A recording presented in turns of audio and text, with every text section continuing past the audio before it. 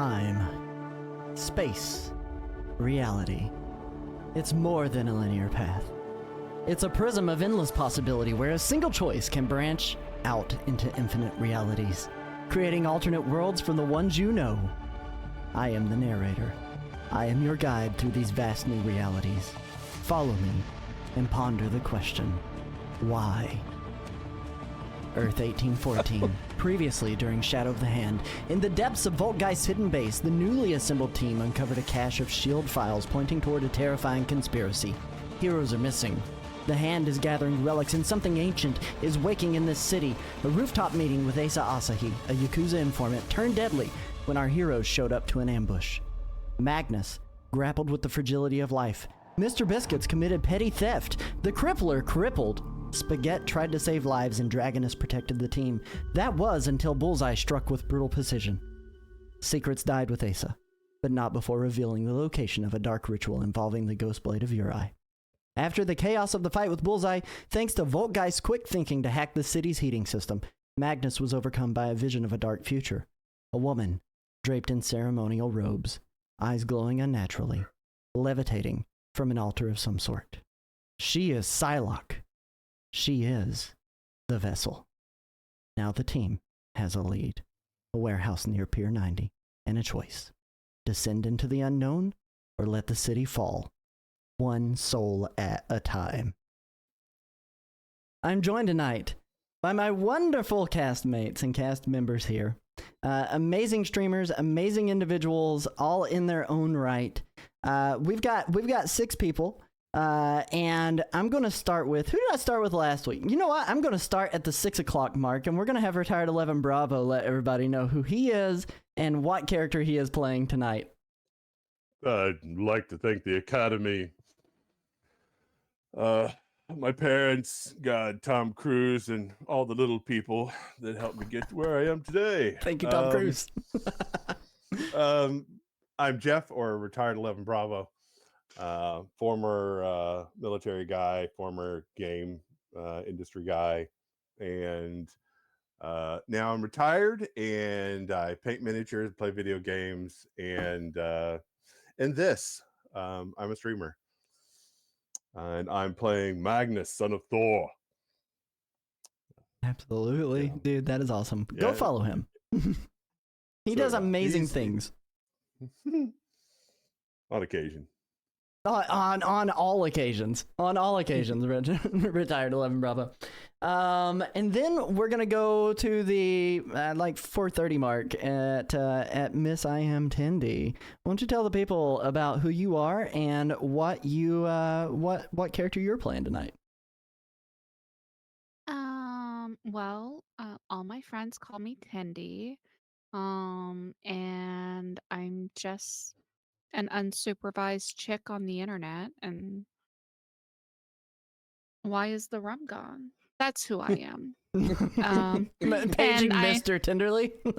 And I'm playing Mr. Biscuits, who's a intergalactic space pirate. He's here for your loots and to make biscuits on your face. So it doesn't look good for you. It's looking dangerous. Coming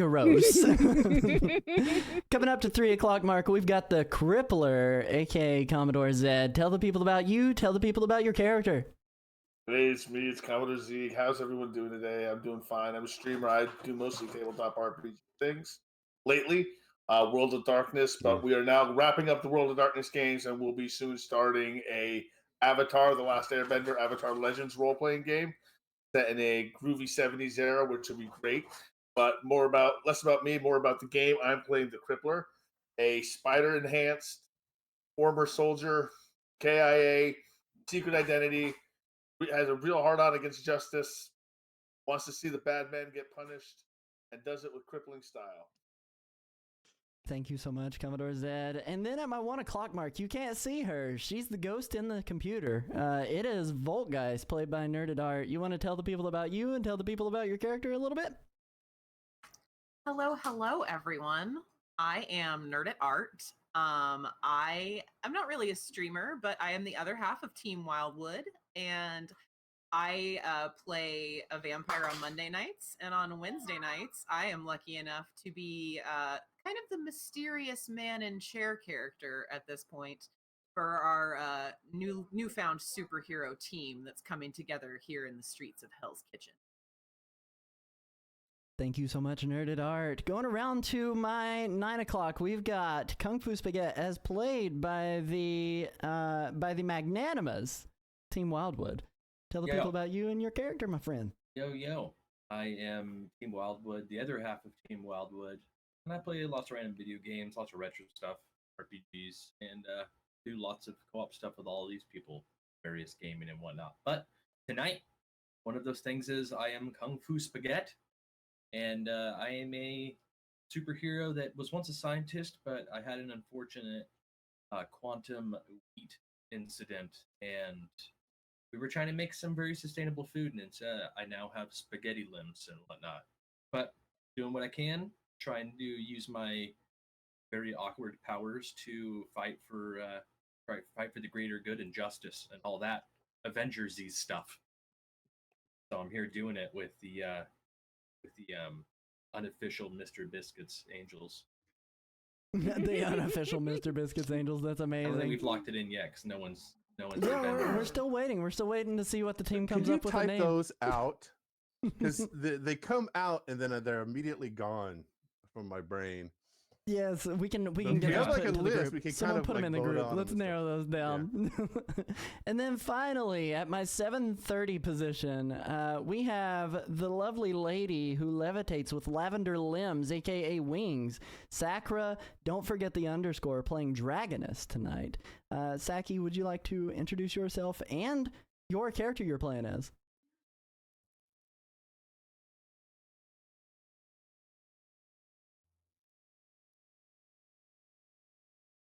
Hi, I'm Sakura, variety streamer and crazy lizard, playing Dragoness thanks to a Hydra experiment in the 60s. I have been slowly turning into a dragon, currently over 8 feet tall and wielding dual swords, and providing a core of superhero experience to the team, also natural to Queen. Absolutely. Absolutely. Well, listen, guys, we have a couple of things for you out there in the live chat. If you type in exclamation point followed by your character's name and you want to know more about their stats, those things will pop up on the screen here directly in front of us. But that being said, we're going to dive into tonight's session. And we begin tonight with our heroes walking and gliding to the location that was told to them by the informant. The morning sun casts bright rays throughout the city streets. It feels too calm this morning. You've been through so much. Magnus, I want you to think back to the previous session, after the battle with Bullseye, and his cryptic message about you being marked and your vision. Have you told the team about it, and how did it make you feel? I did. Yeah. Magnus told them about it. He's not worried about it at all.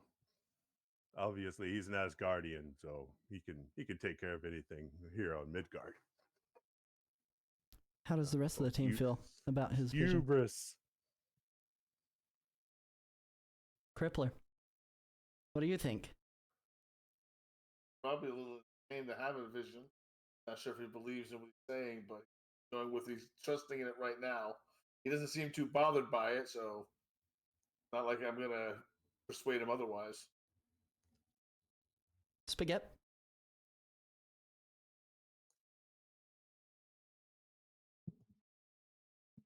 Yeah, I'm not focused on it too much, just because someone could be messing with them, and I'm not convinced. And now that we got this new group that's already kind of given us direction, I'm waiting for the super sentient smart computer to crunch some numbers and tell us what's really going on. I think. Speaking of the super sentient smart computer, Voltgeist, I know you overheard the vision. How does Voltgeist feel about it? Oh man. Voltgeist is internally fangirling at the idea of going up against Psylocke. What? Like what? She's having a moment here. Outside, she's terrified. Psylocke under some like hand mind control possession stuff. That's not good. Not good at all. And as the storyteller and I had discussed pre-game, Pier 90 is like 2 blocks from my base. So rule number 1, do not lead the hand back to my base, guys. Like, do not bring them back here. I will be very mad. Mr. Biscuits, you were there when he was overcome by his vision. What's your reaction?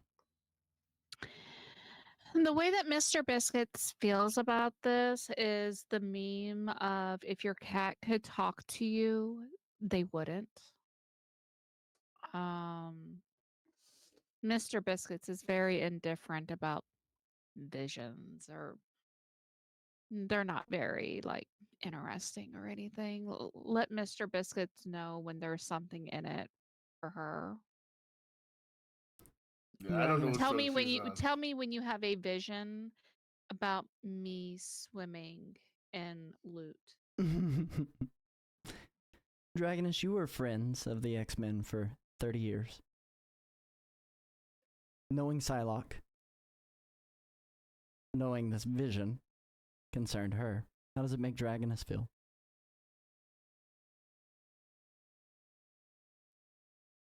Disturbed. I've heard of dozens of these events, and they are always dicey. Do you guys feel like you talk, or do you walk toward your next destination in silence? I think I know what the Crippler would do, but I'll allow the Crippler to discuss it. I'm waiting to hear what other people have to say. So I'm not the first person to say something. I have 2 ears, 1 mouth. So I'm waiting for others to hear their feedback so I can play off of them. If necessary. Well, I am quietly working in the background, trying to do as much reconnaissance on Pier 90 as I possibly can before our hero group arrives. So if there are any security cameras in the area, I want to be in those if possible. And I'll also have my fleet of drones following closely with my superhero group. You guys will notice up in the air, a good 20, 30 feet above you, you're going to see some little drones about the size of CDs just kind of flittering around, watching what you're doing. I'll come over the comm, say, no need to worry, guys. It's just me. Let's go ahead and get a logic check. Target number for this is going to be, let's make it 14. 14 on the dot without even factoring in any bonuses. So you can hack into the camera system that's located at Pier 90. Pier 90, what you see when you're looking there is in the early phases of getting open for business for general public to be able to come in, go browse the docks, different things like that. You are able to see a parking lot, and you're also able to see another lot that is a dilapidated metal building of sorts from your vantage point. That it's uncertain whether or not that is the specific place that you're going to go, but you're pretty positive that is where the team needs to be headed toward, as based on by the description of Asa Asahi. Gotcha. Yeah, it's definitely the thing that stands out. Here's our target, guys. Is there electricity running to the building, internet, anything like that? To the warehouse? Yes, to this dilapidated warehouse that I'm looking at, I guess. There's a little bit of electricity, no internet access. It seems that from your vantage point, it seems like it's been long abandoned as far as that goes. Okay, so if I were to look up like who owns the building or whatever, it wouldn't be anything too interesting, just standard. Standard city ownership for the most part. It's fallen into the city. No one specifically owns it. It's city property at this point, but they aren't doing anything with it. All right. So yeah, I'm gonna let the team know. Oh, dead. Oh yeah, how long of a walk is it? From where you guys Few originally blocks. were, Yeah. it was quite a few blocks away. Okay. From where you originally were. Based on general mapping, somewhere between 18 to 24 city blocks as far as that goes. So you guys have a good distance that you can cover should you choose to want to do that. Vote lady. If we know where we are going and there will be a battle there, perhaps we should let the authorities know so they can clear the civilians out of the way. We don't want innocents hurt. That is a public access pier, so I'll see what I can do to get everyone cleared without arousing too much suspicion. Don't worry about suspicion. I've got the team. Nerdwire, is there anything I can do for that? Maybe some sort of small emergency that might get civilians out of the way. What kind of small emergency would you like to do?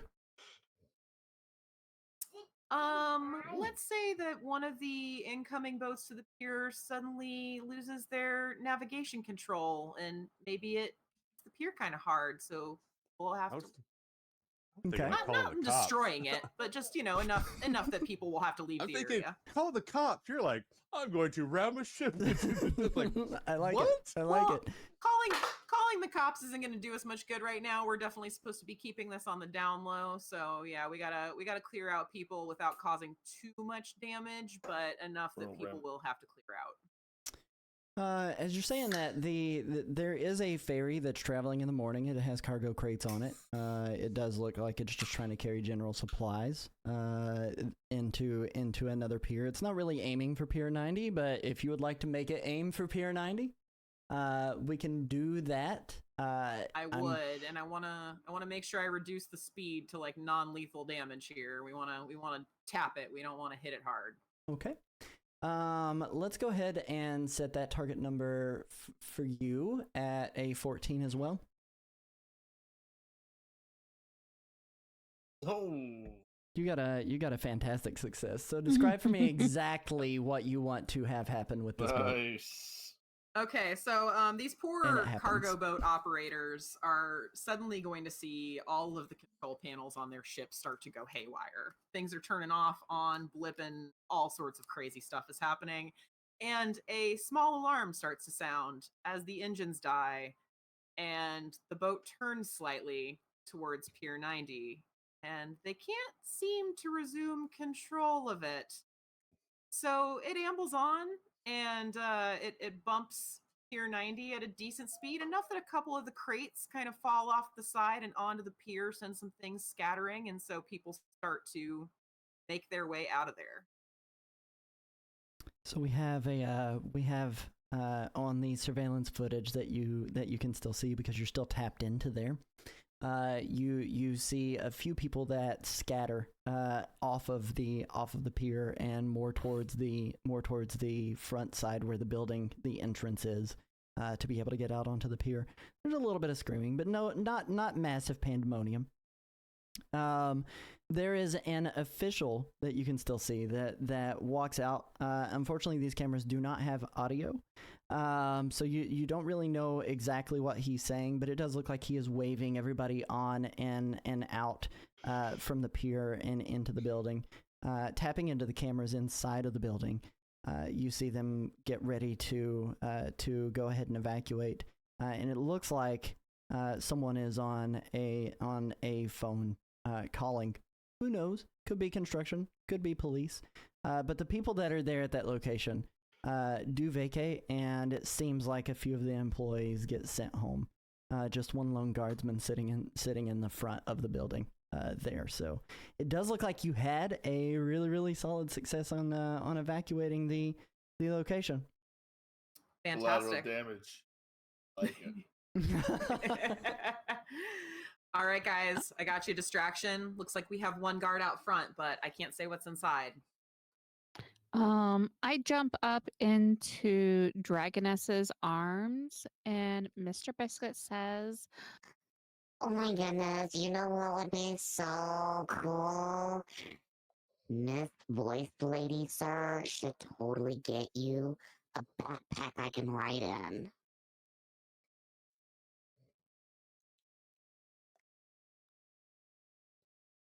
I'm sorry, Tindy, can you repeat that cat for me? The pack. kiddo is being a little crazy. Mr. Biscuits was recommending that Miss Voice Lady Sir get Dragoness a fancy backpack that she could ride in.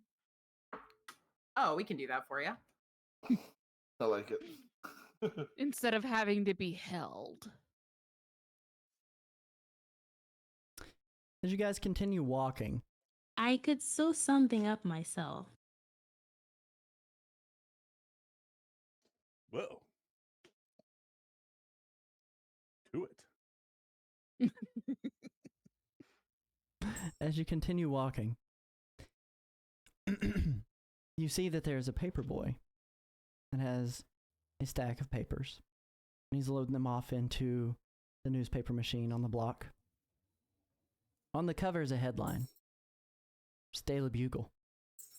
And the headline reads, Vigilante bloodbath in Hell's Kitchen. Masked menaces leave a trail of dead assassins. Public cheering.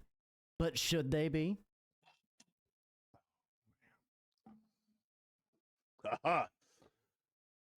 Words of our exploits have gone to the masses. Huzzah! Surely that's not about us.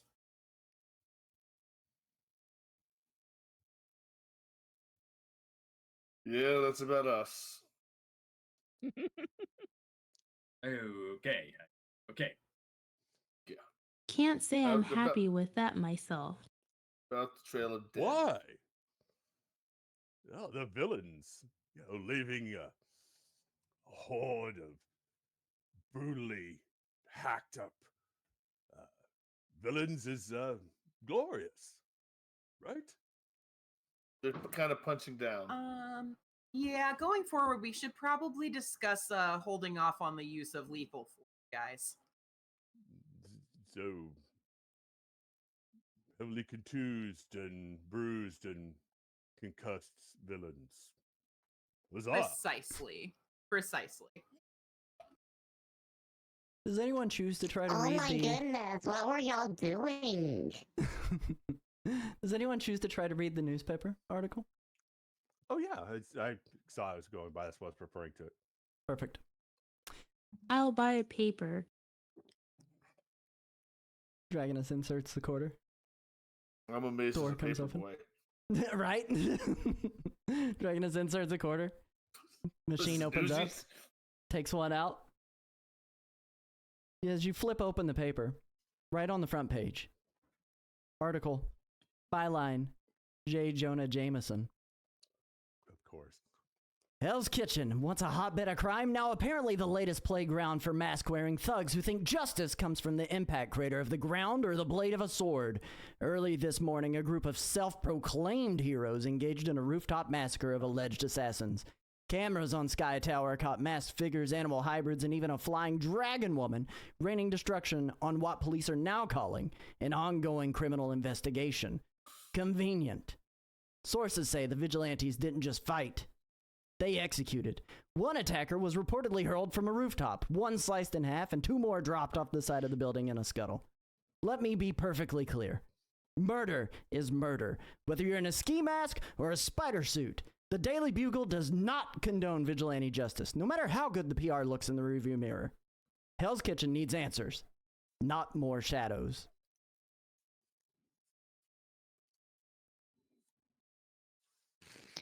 Oh, was- y'all that was didn't great. tell me you were doing a murder.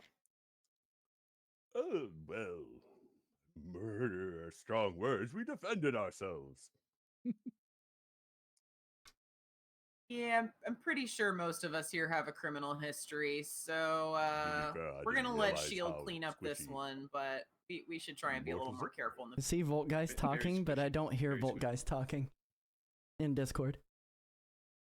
Yes, I see what's going on. Oh, people can hear me. People can hear me, but you guys can't hear me. It's doing that weird thing it was doing earlier where it's muting one and not the other. Okay, so no, I was just telling the team, most of us, if not all of us, have some sort of criminal history. So all I can say is Shield's gonna do their best to clean up this one, but we should probably be more careful in the future. I saw that head nod, Crippler. I'm not looking at you. We're in good company to be hated by Jameson.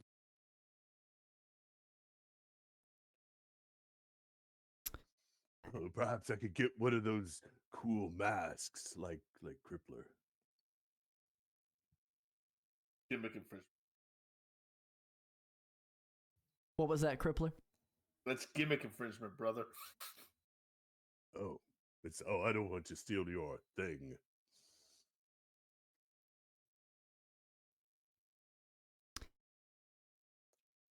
You continue walking, and eventually you make it to Pier 90. The sun has fully crested over the skyline, casting a sharp golden glow across the Hudson. Seagulls chatter from above, circling in slow spirals. The rhythmic slap of waves against the retaining wall plays under the growl of passing cars, the honk of horns, and the clatter of nearby construction. A lone parking attendant stands near the edge of the pier, half asleep in a folding chair with a coffee cup clutched in one hand and a Daily Bugle in the other, but he doesn't even look up at you as you pass. Above him, a sign that's lit up in blue, Pier 90. Very clearly, recently evacuated. You notice on the site, the construction workers getting ready to go in to try to make a little bit of repairs on the dock, and some emergency crew moving a boat away. Just a few yards away, a street musician sits on an overturned milk crate with a steel guitar in his lap. The tune he plays is slow and haunting, a dusty blues riff that somehow cuts through the city noise. You can't hear the words, but the feeling of the song lingers in your bones. There is sorrow in it. And as you round the corner of the lot, you see it. The warehouse. It's old and dilapidated. Rust cakes the seams of the old metal siding, eating away at the joints like rot on a wound. The fence around the perimeter sags in spots, patched with barbed wire and crude repairs. Storage crates are strewn about the lot, half covered in tarps and tagged with graffiti. The building looks abandoned.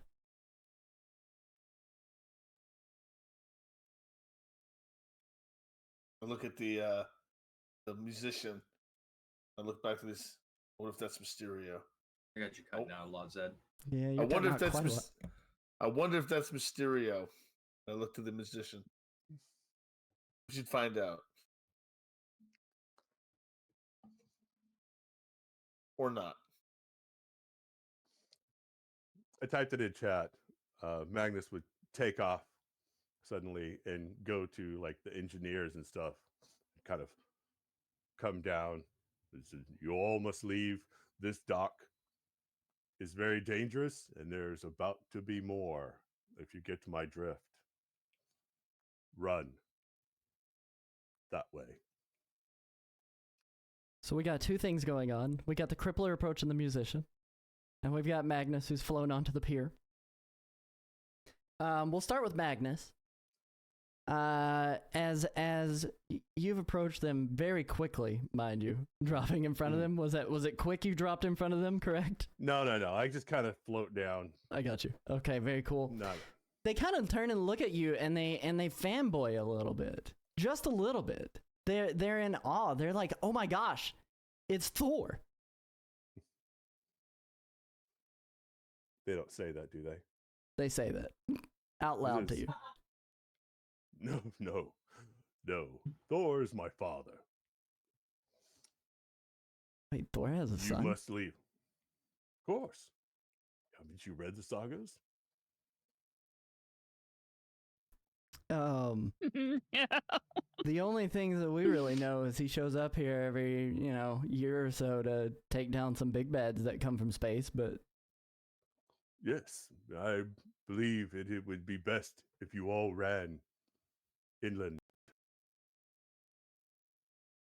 First, what kind of danger are we talking here? Do we need to get more emergency workers out here? No, not till probably this afternoon. You should run. You are in very grave danger. Get off the pier, please. I'm gonna reach out to my shield contacts and ask them to set up some kind of inconspicuous roadblocks to try and prevent any incoming traffic from this point forward. They look at you. 1 second, actually. Volgeist, let's go I'm ahead in and, the background, face palming. let's go ahead and let you let you go ahead and do that. No need to roll. You're in touch with your shield contacts. We'll have the roads blocked. Says who is your shield contact?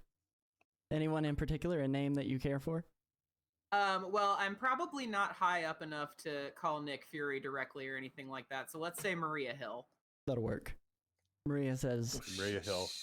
"We've got it. We'll get people on the scene. Live? Anything that we need to be concerned about?" Seems like we might have a hand hideout here at Pier 90, but we don't have any information yet, so I'll keep you guys posted. Thank you. And then we go back to the gentleman working on the pier, and they're standing there and they're looking at Magnus pretty quizzically, a little confused as to why this man who looks like Thor but is not Thor is telling them that there's going to be danger, when the only danger they see right now is the boat that has crashed into the side of the pier, and the fact that things have been seeming a little strange this morning. And they're not fully trusting exactly what you're saying. They're a little skeptical. So Magnus, what I'd like for you to do in order to convince them, let's go ahead and get an ego check.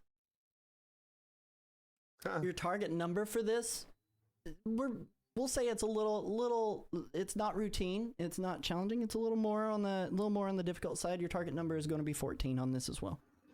Yeah, he is worshipped. So That is right. So let's take that down to a 12. Thank you.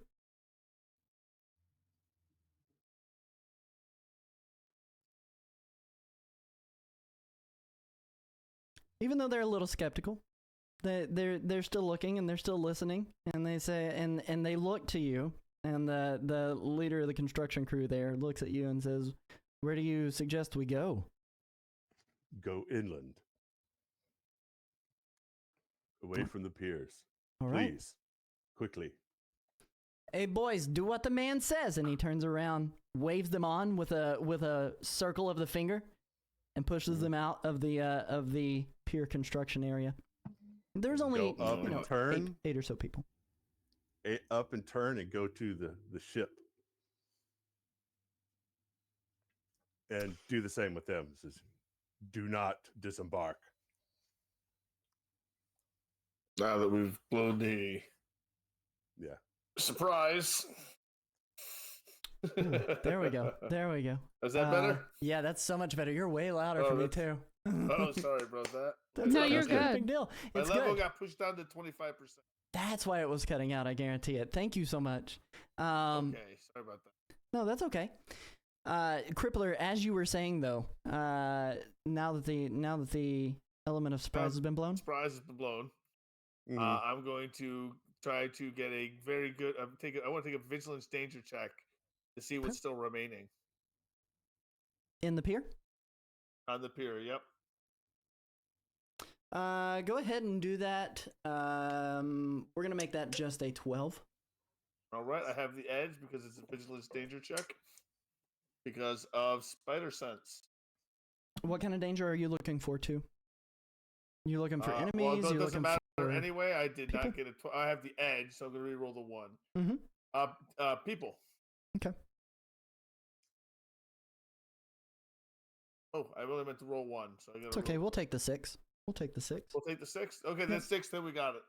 We'll gladly take the 6. As far as you can surmise, Crippler, the boat suffered minimal damage. Nothing that's going to cause it to sink. The people on the ship can disembark safely with assistance. Should you guys provide them assistance, Magnus and Crippler? I know Dragonus is also there. Facepalming. Would you guys like to help the 5 or so crew that are on that boat go ahead and disembark as well? Well, no, I was talking about who's left on the pier, who hasn't left. Like hand people. Hand people. That's what I was looking for. I was looking for obvious people that were there who haven't left the pier. No hand. No hand. No hand. There was everyone only obviously construction hand is- people, and there was only the crew of the boat that crashed into the pier. That was all that was left, and then the gentleman that is standing guard at the parking lot out front. Okay. I'm not going to help with the boat then, for sure, because that's not why we're here. That was just a distraction. That was just a distraction. Yes. Yeah, that was supposed to be a subtle distraction, but that didn't quite work out. Although I'm going to let Magnus know over his earpiece. I'm going to say, hey, Magnus, just give that boat a good shove. I'm restoring control right now. They can get out of here. Right. We'll grab, if a couple people have come off already, we come up and just, whoop, they can back up on the boat, come around and give it a good boom push. That is amazing. It's amazing. They prepare for the push, and all of them kind of lurch backwards a little bit as the boat kind of goes underneath the pressure that you've put behind it to give it a nice little push with some speed, mind you, but nothing too dangerous. It's just to get them back up to their normal traveling speed. They just weren't prepared for it. The boat scuttles off down the Hudson as far as that goes. Give them a good wave, turn around and fly down to the crippler. You see one young man waving very enthusiastically back at you and saying, "Thank you, Mr. Not Thor." Oh, man. All right, so pier is evacuated. There's nobody there, save for the lone guardsman, who will most likely not leave his post. Do you guys want to do anything with him? And then I want to come back to the musician.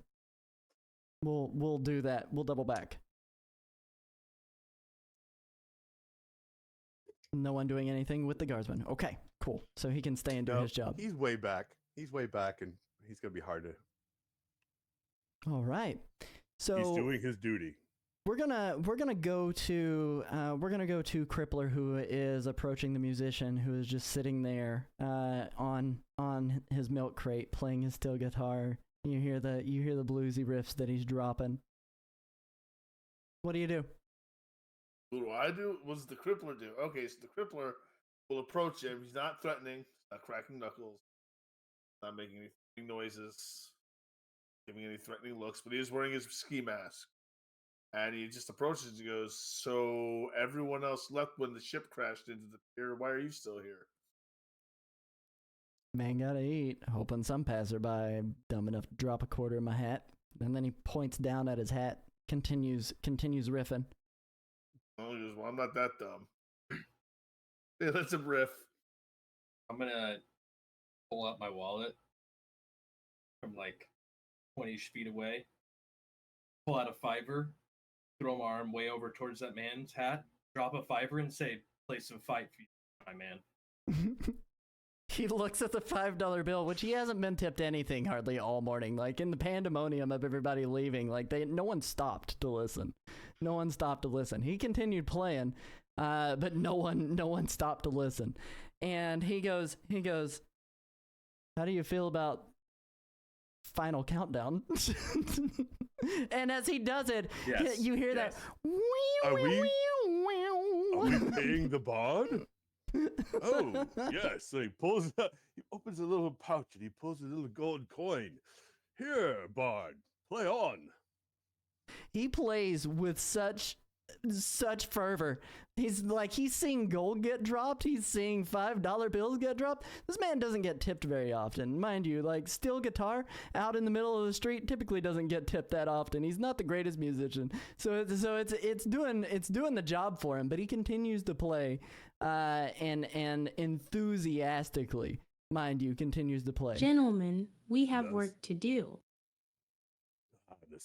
The scald will tell the tale of our glory. Always pay the scalds. They make you look good. Oh, he's gonna make us look real good with that gold coin you gave that man. He That's kinda- but a pittance. He looks at the crippler. Are you from Asgard or Norway? Oh man. Asgard. The musician looks at the crippler and he says, "What's a scald?" As he's still just playing Final Countdown. Don't encourage him. Understood. And he continues playing. Do you guys approach the warehouse? Oh, let's go in. Are there any We windows flipped or our anything if I send my mutes. drones around the It is building? unmuted Ah, for damn. chat, but it's muted for us. Again, Voltgeist. I don't understand why it keeps doing that. Anywho, yeah, can I send my from the drones ahead air, to scout if rest there's on the any ground. windows, how many entrances, exits, all that stuff? Yeah, absolutely. Just give me a quick vigilance check. Magnus and I. Difficulty will be, well, how close are you wanting to get? Let me ask that. Pretty dang close. My drones are pretty small. They're only about the size of like a CD or so. So Difficulty pretty close. 12. What's your vigilance bonus there? +3, so I got 13. All right, very cool. So you can fly your drones in, and you said you want to see how many entrances and exits there are for this building. Yeah, entrances, exits, if there's any windows I can see into. There's actually quite a lot that you can see into in this warehouse. As you fly your drones over, you'll notice that they're missing portions of the metal roof that is on this all steel metal building as well, allowing quite a lot of light to be able to go through. You can see several windows facing the Hudson, but no windows on the sides or the front of the building. On the front of the building, there is a person-sized door as well as a gigantic warehouse rolling door that you could lift up as well. And then leading out to the back of the warehouse, you do notice that there is a descending ramp that also has a closed-off door that goes down and into the water. But it's kind of rusty, and that door has rusted down toward the bottom. What else would you like to see? If I can see anybody moving around inside the building at all? No one that you notice. Inside of the building, there are containers. Just old, abandoned, mostly empty containers. And you can also see, uncharacteristically, a cauldron in the center of the building. A fairly large cauldron. Okay, guys, this is a little weird. I'm not seeing any movement inside, but there's kind of a conspicuous witch's cauldron, for lack of a better description. Invisible ninja witches. I knew it. Me and Dragonus can come in through the top, and you can come in through the front, or somewhere else.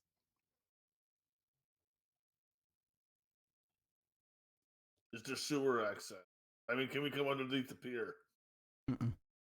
It's sitting on a concrete slab. Okay. I'm gonna come slow. If I drop one of my drones through one of those holes in the roof, can I see anything else inside? Any other motion, or does it appear to be empty inside for sure? Feel free, but it attempts to be empty as far as you can tell. I'll open any of the Okay. doors that are there. Rest of the- We should just open the big bay door all at once, all as a team style. It'll be cinematic. Easy peasy. Do it. As you guys walk through the yard, walking your way toward the large warehouse door, you pass by the old cargo containers. The graffiti. It's nothing of note, just a bunch of different names, different people spray painting whatever tag name that they want to have on there. See a little bit of Don plus Sherl spray painted on one of the cargos. But it seems pretty quiet. You approach the door. With your powers combined, no effort is taken in opening up this door. It creaks loudly, squealing rust on metal against rust on metal. And it lets a lot of light in. But as soon as you open that, the moment you cross the threshold, the ambient city noise cuts out like a snapped radio wire. Inside, it's too quiet. The air is stale. You pass a series of old cargo containers inside, their doors half open, revealing dusty equipment and mold-stained linens. One of them holds a broken office chair. Another has a black robe hanging limply on a hook. As you step into the open center of the warehouse, a chill crawls across your skin.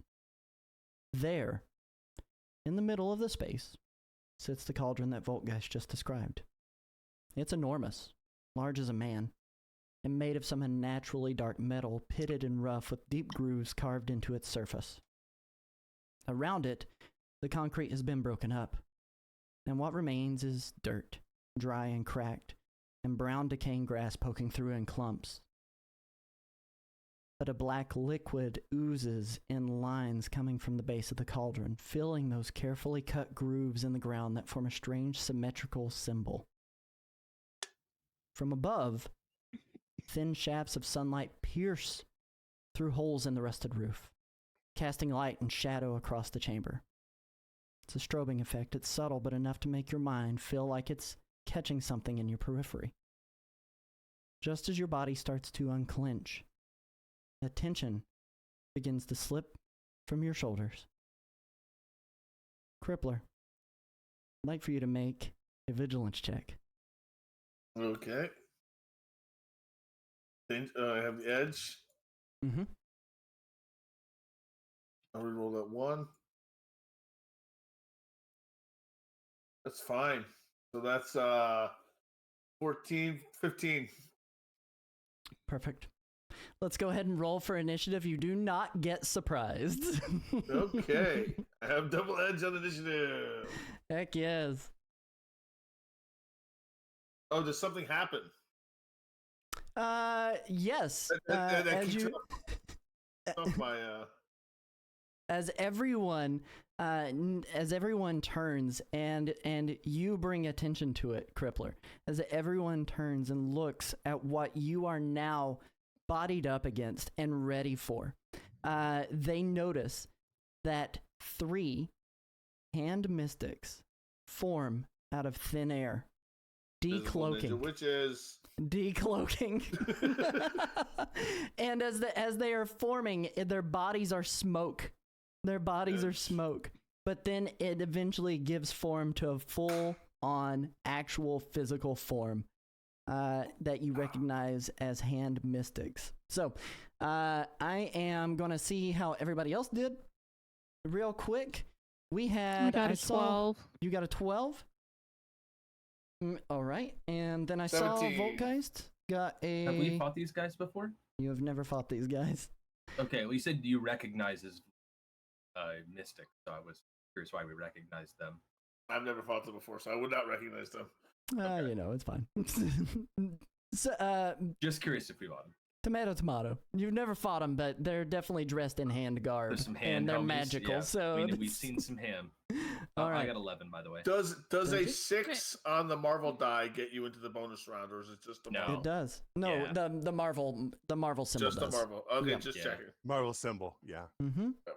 Dragoness looks like she gets into the bonus round, and she's got a... Nice. Wait, were we supposed to be rolling 2 in 1? I only rolled 1 in 1. Yeah, you need to roll 2 of them. Two of the standard and 1 of the Marvel facet. I need to pull up Dragonus' sheet here real quick. So you want me to just roll one more? You can re-roll An the whole thing add-on. if you want to, if you would like. 6, 3, 9, 6, 18. Nope, Well, my apologies. That was worse. 15. What did you end up getting? What'd you get on your original roll? My original being one short, I got 12. This one is 7, 8, 9, 10. With with the 2 that you rolled before? Oh my gosh, yeah. Just roll one more purple. Just do it like that. Let's go with your bigger roll here. Okay, so a 12 plus 4 is 16. Yep. All right. Mr. Biscuit's got a 16. Okay. Triple And got a then- 17. Magnus Mr. Biscuits is feeling hungry. got a 13. Voltgeist, did you do an initiative check here? You did. You got a 13, looks like. Plus your vigilance. Yeah, with the modifier at 16. All right. 16. And then I will do my roll. All right. Okay. Got a 17. All right. So the order of operations here, Dragonus is in the bonus round, but when we return back, it is going to go Crippler, Mr. Biscuits, Voltgeist,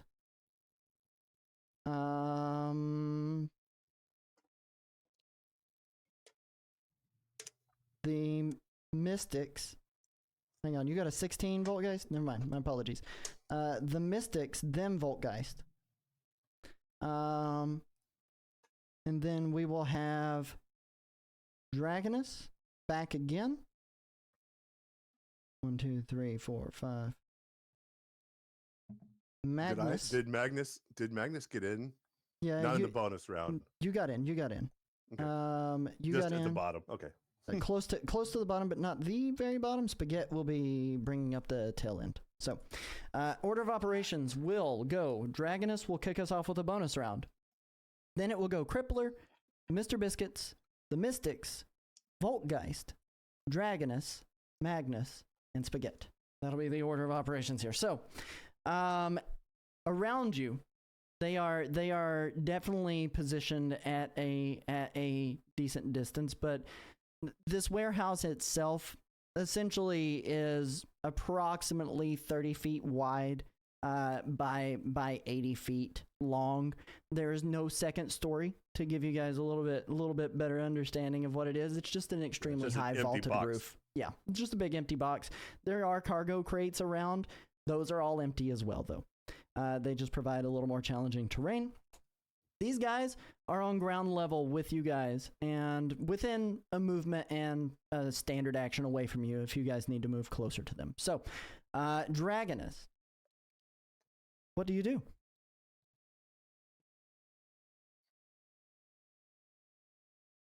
I spell special me.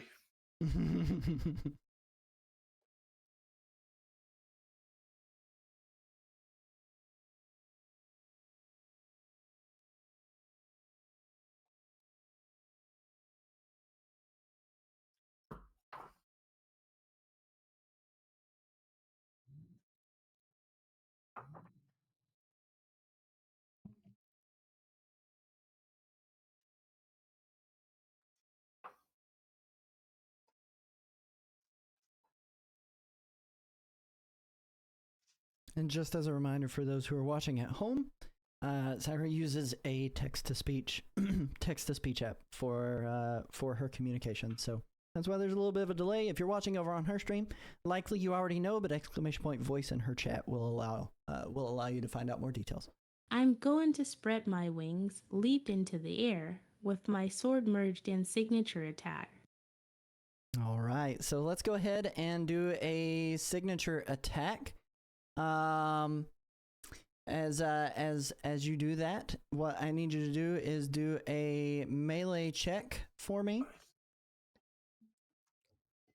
It's very cinematic. It is. I like the description. Do it. 2 standard In die the and dark, 1 Marvel and the shaft facet. of light in the Mhm. dark, and just like wings out. Ooh, we got Sword, a he goes in. fantastic, but it does look like. What is your? Let me pull up your bonus again on the. Double 2. That is natural too, but you got a Marvel die. Let me see here. All right, so +4, so 2, 6, 8, 4 is a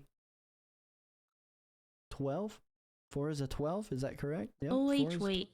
I have edge. There we go. Reroll one of those.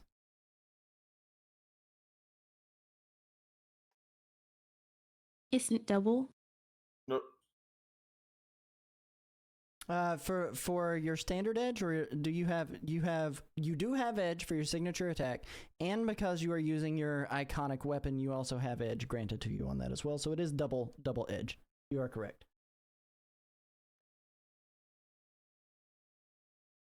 Very cool. So that's an even Broke the better curse. roll. Broke So the curse. it does connect. It absolutely does connect, and you get to do double damage with that signature attack. Calculating that out for you. Let me pull up your character sheet on my side. That way we can help you out a little bit with the numbers here. So you got a Marvel, which is 6 times your multiplier plus your bonus. Your multiplier is 6 times 4, which is 24, plus your bonus, which is 28. And because it is a fantastic result, that is double damage. So that is 16, 56 points of damage done to one of the hand mystics that are standing before you. Very good job. Very good job. A nice way to Well kick off done. the I fight. ram the hilt into Thier's solar plexus, then deliver a blow to the head with my elbow. That is amazing. Nice. That is amazing.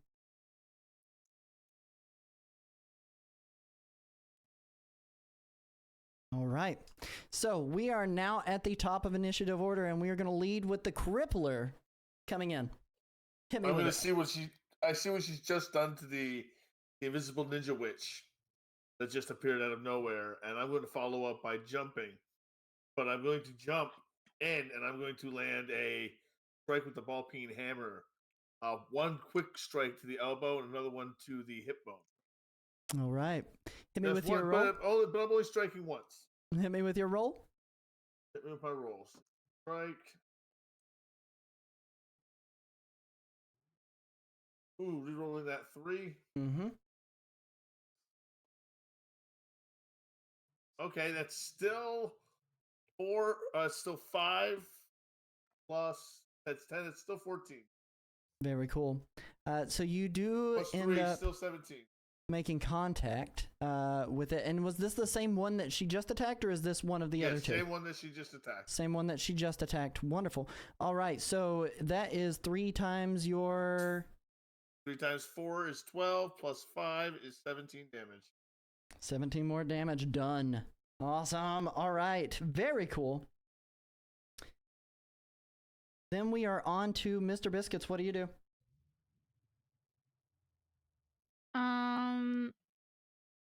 Mr. Biscuits is pretty fascinated by that cauldron. I don't know what kind of hoodoo voodoo they've been doing with that. But I'm pretty sure I don't want them to keep it.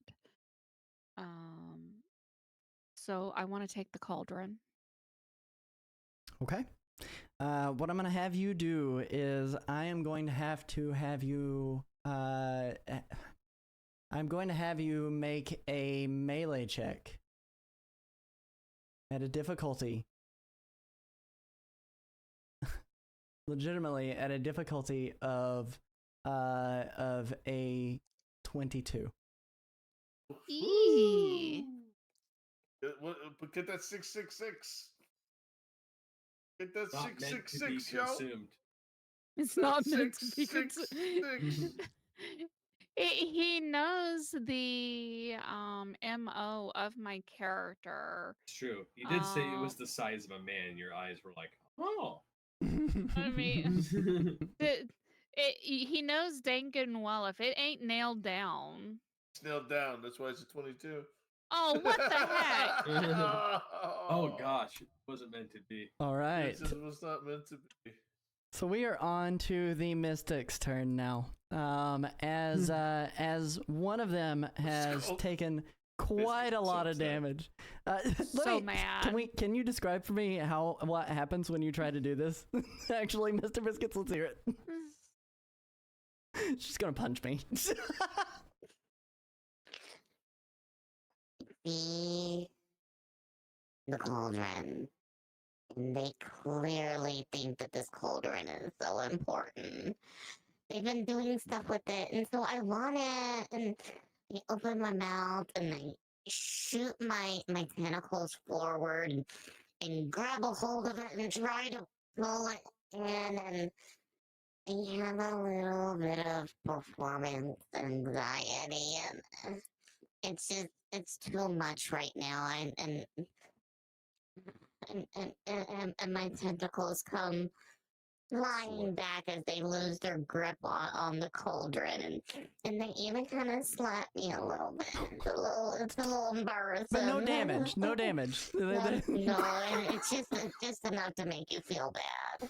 As you had wrapped your tentacles around the cauldron as well, you notice something about it though. You notice that it doesn't stand on pedestal legs of any sort. It is actually sealed onto the ground beneath it.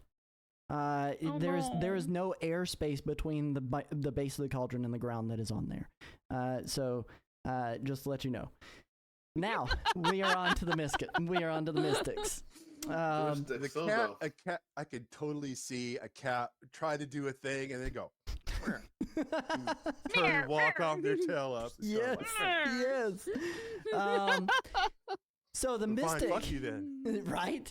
The Mystic that is standing right next to that is standing right next to the Crippler. What they do is that they take their movement and they back up 5 spaces. Okay. But they look at Dragonus and they are going to use the ability copy ability. And what that does is they are going to copy the ability score. So their melee defense and melee attack score from Dragonus. Dragonus, your melee defense and attack is a 4. I'm So sorry, guys. They're going to have your melee defense now. Better yours than mine.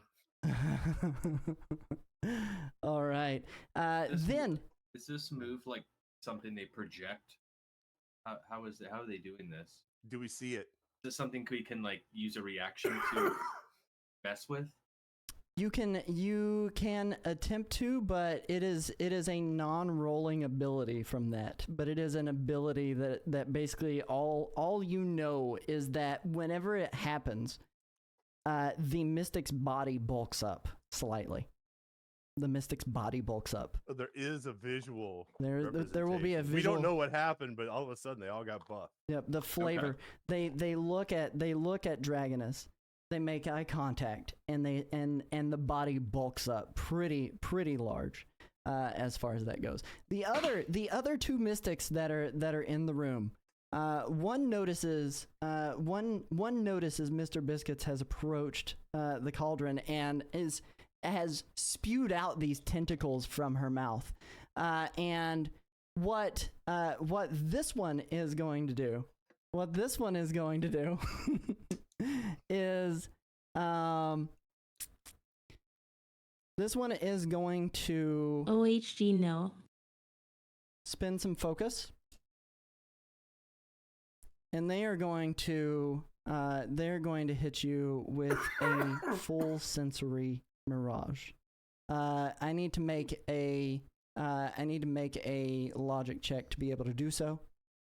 I'm starting to feel overstimulated already.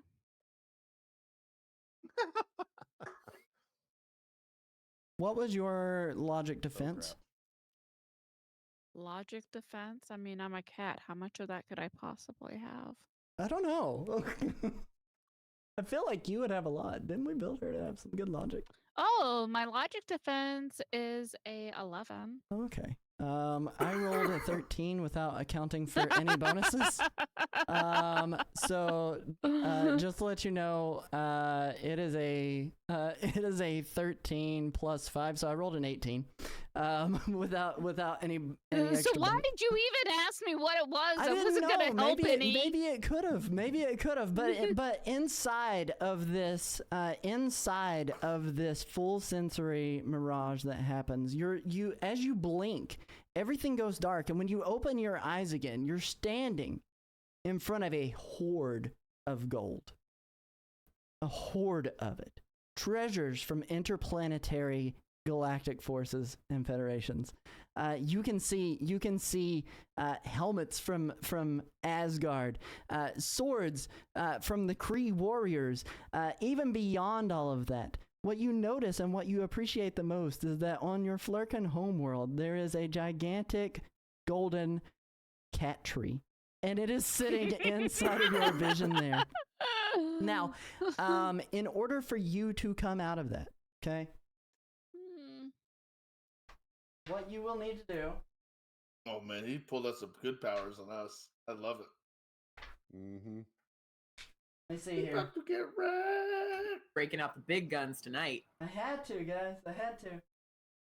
About to get wrecked. I love it. Okay. So this can only go on as long as. So this can go on as long as I can concentrate on the power.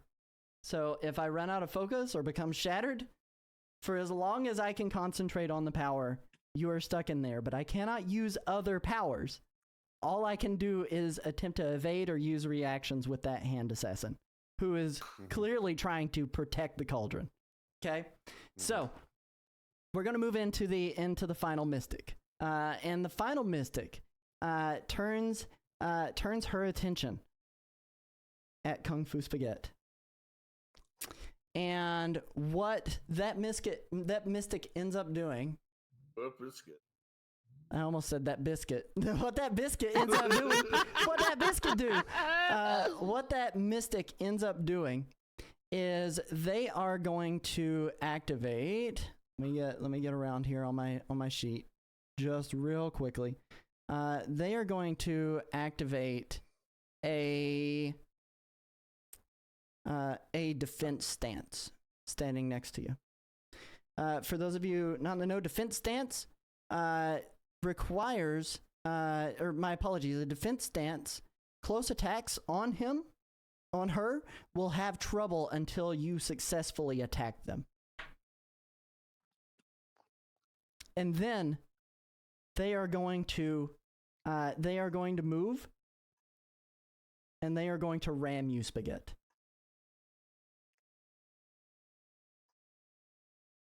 Ooh. Ooh. Ooh. They got a 10. Did they hit? Probably not. So as they run to ram you, they go to take that step, and they get right within reach of you, and they slam into you, noticing that you're. How did you defend yourself from that ram? Just describe what Spaghetti would do. With my elasticness, I'm just going to. I have my rubber neck, and I have my extended reach and all that. So I'm gonna step my leg to the side and move everything but my head, and just keep my head there until the last second, and then move it out of the way as well. So they just go past me, missing, possibly into a wall or whatever might be there. That'll work. They slam directly into the steel metal wall of a container. Very, thank you, Magnus. They slam into the steel metal wall of a container, and hitting it with just a little bit of force. They know that they need to stop. They didn't have enough power nor enough time to really do any damage to you. So they bring themselves just enough to a slow in that slam for it to not hurt them or tear through the exterior wall of that container.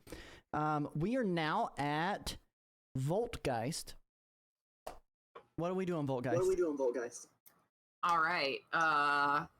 Well, I am going to point out to the team that this cauldron seems to be a priority, but I don't know what's going on with Mr. Biscuits, guys. She's acting a little weird, so focus up. Let's take these guys down so we can figure out what we're doing. What am I using here? Battle plan. There we go. Battle plan allows me to give retired Magnus and Dragoness and Kung Fu Spaghetti still has a move, so I'm going to give all 3 of them edge on their next turns. Very cool. Nice. Very cool. Thank you, He is the Voltgeist. charging enemy. I say you are no juggernaut, bitch. Speaking of Dragoness, you call him out. You call out the charging enemy. See that they're no juggernaut. What does Dragoness do? You are still within distance of the first one that you attacked during the bonus round. But then the charging enemy is a good distance away. It would take both movements to be able to get to them. Actually, you could fly to them if you really wanted to change directions, but you do have a wounded mystic standing directly in front of you.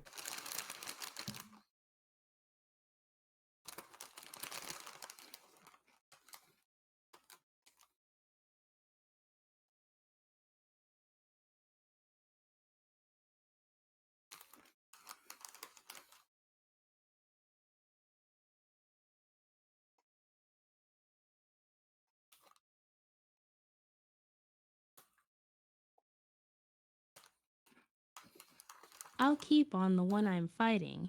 I'm going to show them some fire. Very cool. So you're going to use an elemental blast, and flavored with fire, I believe, isn't it? Elemental burst, my apologies. So elemental burst, I'm flavoring it with fire. What I need you to do for that elemental burst is do an agility check. That does not cost you anything either in terms of focus. No, actually, I'll let Juggernaut. Oh, okay. Oh, okay. I understand. So, your elemental burst is a 10 space range, so you would be able to reach them with that shot. So let's go ahead and have you do an agility check on that my apologies. I can't think all of a sudden. On that hand mystic. Oh.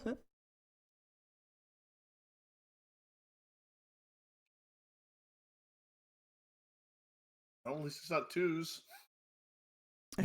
I don't know that that's a whole lot better. So for Dragoness, You got one edge. rolling a 8 plus 3 is 9, 10, 11. Unfortunately, got that edge. does miss. She have edge on the elemental she? burst? Of course, it was going so well. Wait, Edge. Yeah, from Voltgeist. Oh, yeah. Voltgeist just granted it. Ah, indeed. Hit it.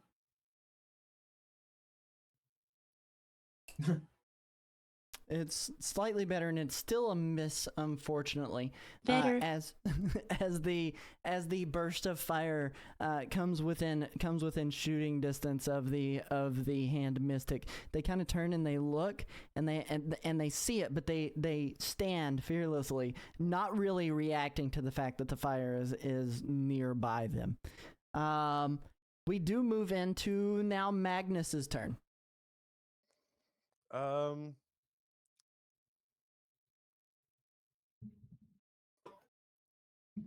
We'll do a kind of a leaping, flying, jump up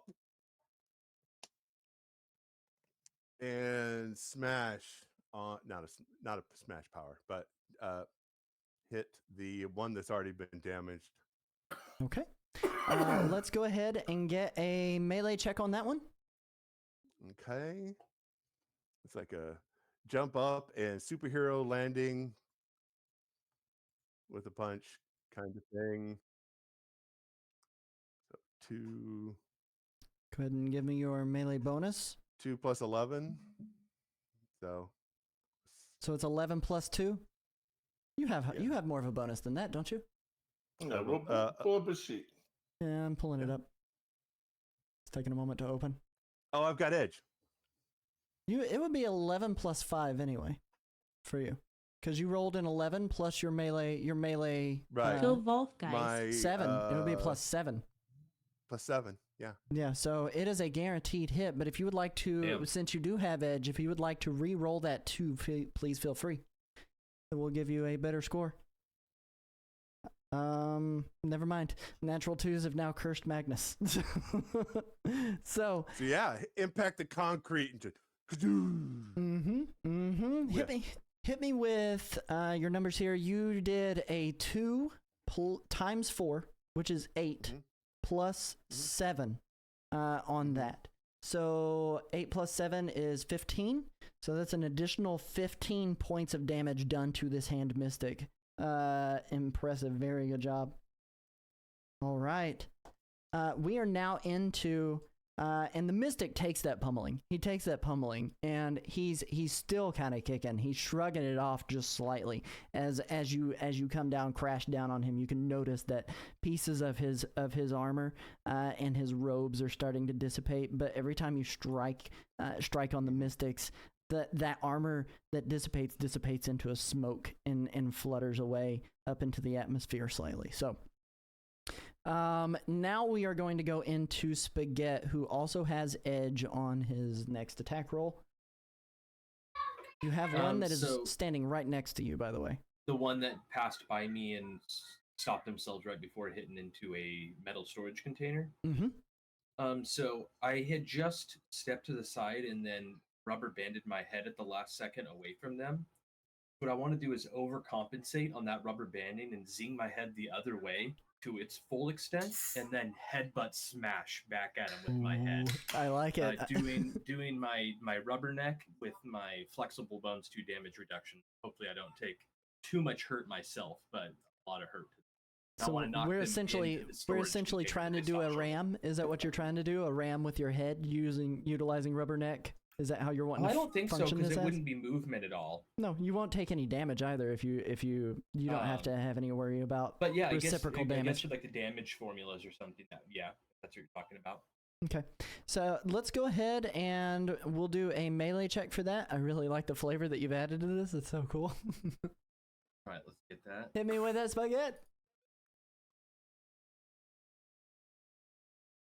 All right. So you do need to re-roll that 6 because the one that is standing next to you gives you trouble on any close attacks. I have edge though from Volt Guy, so just cancel. Oh, it neutralizes. Yeah, it neutralizes. Perfect. So you did end up getting a 13, which is Plus a my 3 for guaranteed 16. hit on the gentleman, on the lady rather. I forgot that one was a lady. On the lady that is right next to you. And your head makes contact with what? Describe for me exactly how it goes, and I'll calculate out your damage. I just want to headbutt like the back of, because I assume that they're still facing towards the storage crate, just having stopped themselves from hitting it. And then I just want to give them that extra nudge, smash them in the back of the head with a headbutt, and so their head hits the storage container. Very cool. Very cool. It does end up doing that, and they're slammed up against the storage container with their back kind of slumping against the wall. But the amount of damage that is done is a 4 times 2 plus 3. Is that correct? Is that calculation actually correct? Yeah. Okay. But I think with the ramming formula on a success, it's double damage. Were you wanting to do a ramming? Great success. I think we were doing the ramming. You'll take regular damage back to yourself. I will, correct. But I think the flexible bones stop that. Most of that. Flexible bones just gives you a damage reduction of 1. So this damage is calculated for you. Yeah. It's calculated for what you would do. So that's fine. Yeah, I'll take that. I'll take my. Yep, you'll take standard damage, which is literally 11 points of damage on that for you, but they will take 22 points of damage to them. Sure. Sounds like fun. Good trade. Very cool. Right. Very cool. All right. That does bring us back to the start of the initiative turn order, and we have Crippler, who is standing next to one hand mystic who has been very focus fired from not only Dragonus, but also the Crippler, and also Magnus. A group of 3 of them that are standing right nearby there. Well, Crippler, I what do am you going do? to act. I am not going to attack the obvious target this time. I saw what Mr. Biscuits was attempting to do, and I think I can perform a similar task. It's maybe in a different fashion, though. Since I am mighty too and can lift a bus, I'm going to leap toward the cauldron and lift it from whatever it's nailed to, and try to and use it as a weapon. Okay. Let's go ahead. What I'm going to have you do, target number on that for you is going to be. Let's make that one for you a 16. What? That is even with that is a 15. That is As a 15. describe what you were doing You have and it not releasing. Karma, right? I'll You do use a have karma. You're going to use a I'll karma use to reroll. reroll the one. Give Yep. yourself some edge. Yep. There we go. Very All right. easily. All right. I lift the cauldron up. So Bend with the knees. Bed with the knee. as you lift the cauldron, what you realize is that the cauldron is not a cauldron at all, but it is a cap to a stairwell, a very large cap to a stairwell. Let me look at my notes here. From the cauldron itself, you notice that there is a glow of a purple smoke that drips out of the lid instead of a cauldron. It's dim at first, and then it's brighter, and it's violet light, and it is the same hue that Magnus has seen before in his vision, and it pulses rhythmically, like a heartbeat or a signal. And then, the floor quakes. You feel rumbles, and it's subtle at first, but then it's enough to rattle the steel walls that are surrounding this rundown building. Nearby cargo crates lurch, one sliding an inch with a squeal across the concrete. Dust rains from the rusted beams overhead, and inside, you hear a low, echoing, wet noise. It's a chime, but it's distorted like a massive temple bell struck beneath deep water, muffled and slowed. It rings once, and then there is silence again. We move on to Mr. Biscuits, who is stuck in a mirage of nothing but treasure and everything she could possibly ever want. Yeah, I suppose I'm pretty content right now, really. What? Just gonna sit. Just gonna sit. I mean, what else can I do? And, I mean, let's face it, she's probably pretty happy with what she's looking at, although she probably is somewhatly aware that there's something wrong with this situation. This was not where she was just at. But, dude, the view doesn't suck. It's a pretty decent view. It's amazing. We move on to the hand mystic, who is now going to focus on the crippler who is holding the cauldron above his body. And what they are going to do is they are going to do an ability called Mental Punch. Nice. This is a melee check. Yeah. It is not an agility Crippler check. got strong. Give me some. Just to remind you too, they have Dragoness's melee check. That's cool. Let's go. All right. He's into that. So Let's do it. they're gonna go ahead and roll their melee. Yep. Oh my god. Oh, but that's That would be a fantastic failure, which means I get to describe it how I want. Something good still happens. Something good Most still likely, I happens. believe, because that is a 4 plus a 6. That's a 10 plus 4 of 14. Is that You still? needed a 15. I needed a 15. Yeah, nice. Okay, all right. This So is gonna be it's a fun, cool, though, with the fantastic success. failure. It's Yeah. a fantastic Yeah. failure. All right. So what ends up happening is whenever they go to do the mental punch, what they do is they are attempting to use their chi inside of their minds to attack your focus. Now, unfortunately, they don't do any damage directly to you, but what it does make you do is you stumble just a little bit.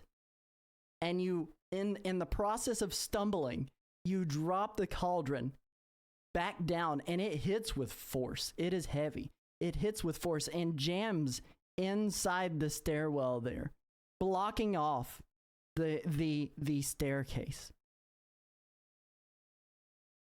That is what the first one does. The next one, that was standing next to Kung Fu Spaghetti. What they are going to do. Let me get up their sheet pulled up. What they are going to do is that they are going to do a telepathic blast to you.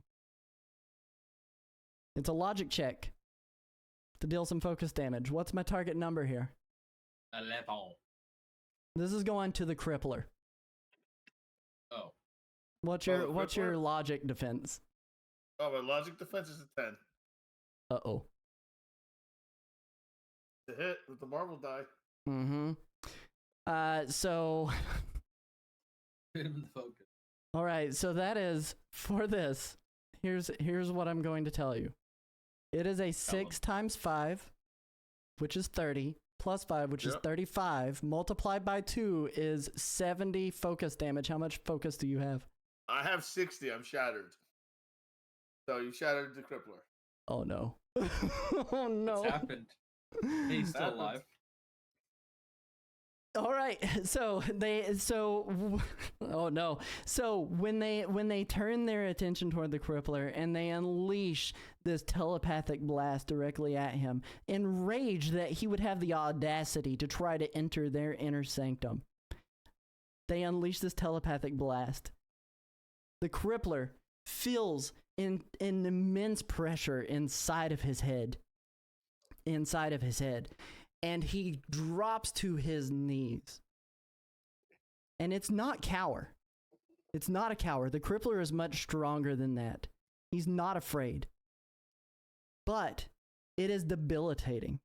And it is extremely difficult to really come back from. Oh, man. All right. Well, But I have a lot of focus, guys. Yep. Yeah. Yep. No more getting hit. Oh my gosh. All right. So, Quick question for you. I do have a reaction called keep moving, Mhm. but it applies to allies that are stunned. Does he that is count? considered Does this count as- stunned. He is considered permanently stunned. Okay, so can You don't I take use my any action. reaction? Can I use my reaction keep moving to end that condition for him? No. So he is considered permanently stunned. Gotcha. Ends any concentration powers. The character cannot take any actions right now. But what you can do is you can end the stunned condition. She can end the stunned condition. You would need to spend a karma to be able to try to roll a focus recovery. He'd be at 1, right? He would be at 1 in the way that I'm playing this, because I do not intend to permanently debilitate him. Yeah.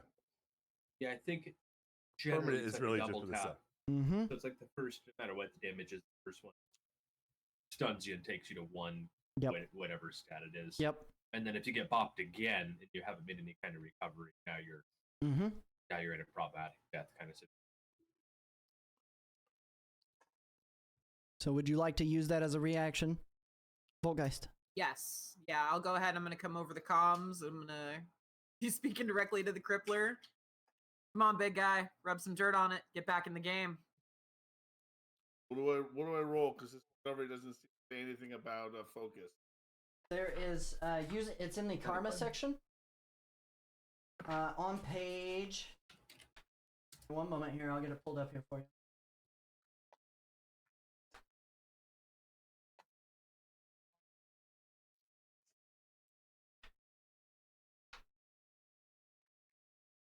I was looking at it earlier because I was afraid that this might happen. So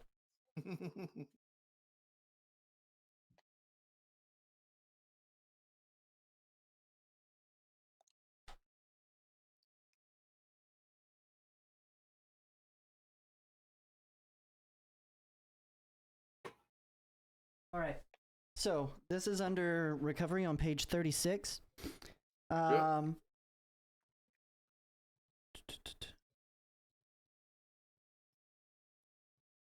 All right. If a character would like to recover faster, they can spend a point of karma to make that happen instantly. During combat, this requires an action.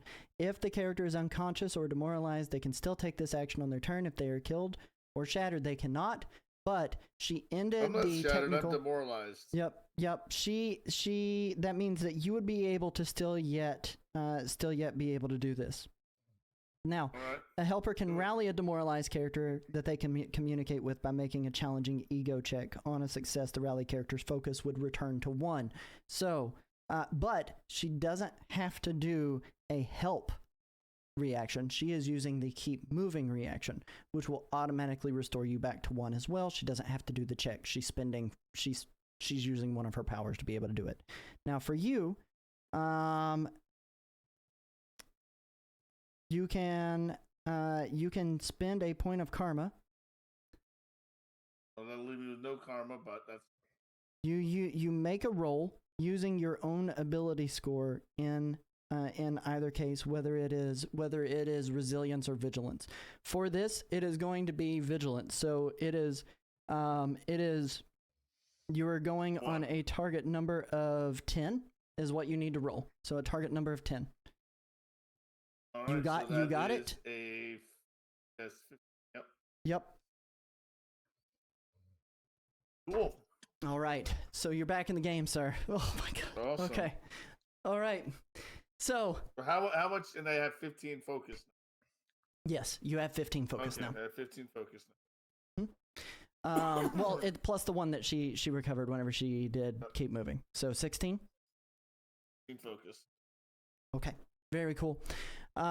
So the final the final one who has continued to keep on concentration powers on Mr. Biscuits realizes that Mr. Biscuits isn't necessarily the threat right now and is going to release the concentration power on the Mirage. Instead, though, what they are going to do is they are going to turn on their defense stance, and then they are going to move 5 more spaces back, backing away from the rest of the action. Now we are into Voltgeist's actual turn. All right. So it's just the one target left, correct? All 3 are still standing. Oh, all 3 are still standing. Never mind. Okay. All right. So, One is at full health, battle... one is at mostly full health, and one is at about 1/3 of their health. All right. All right. So once again, I'm going to be using battle plan, and I'll again next 3 that are up get Dragoness and Magnus will all gain edge on their next turn. And all right, guys, 3 still standing. Looks like one of them's at pretty full health, but you almost pegged one of them. Let's take care of this and see what we got underneath that cauldron. Pegging? All right, then we move into Dragoness's turn.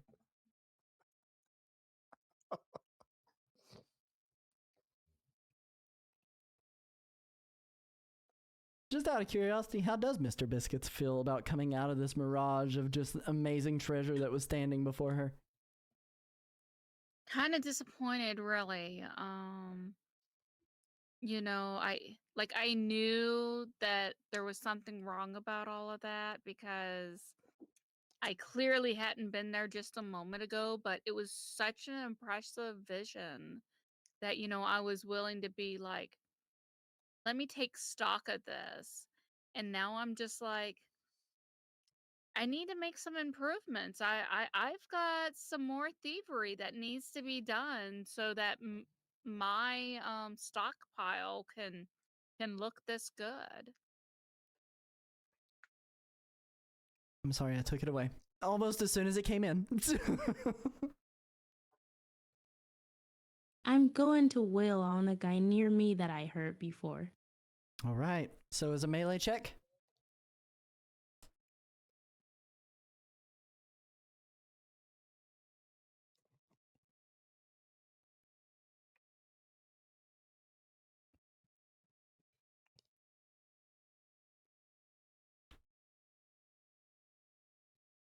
Yeah, just regular hit with my weapons. Okay.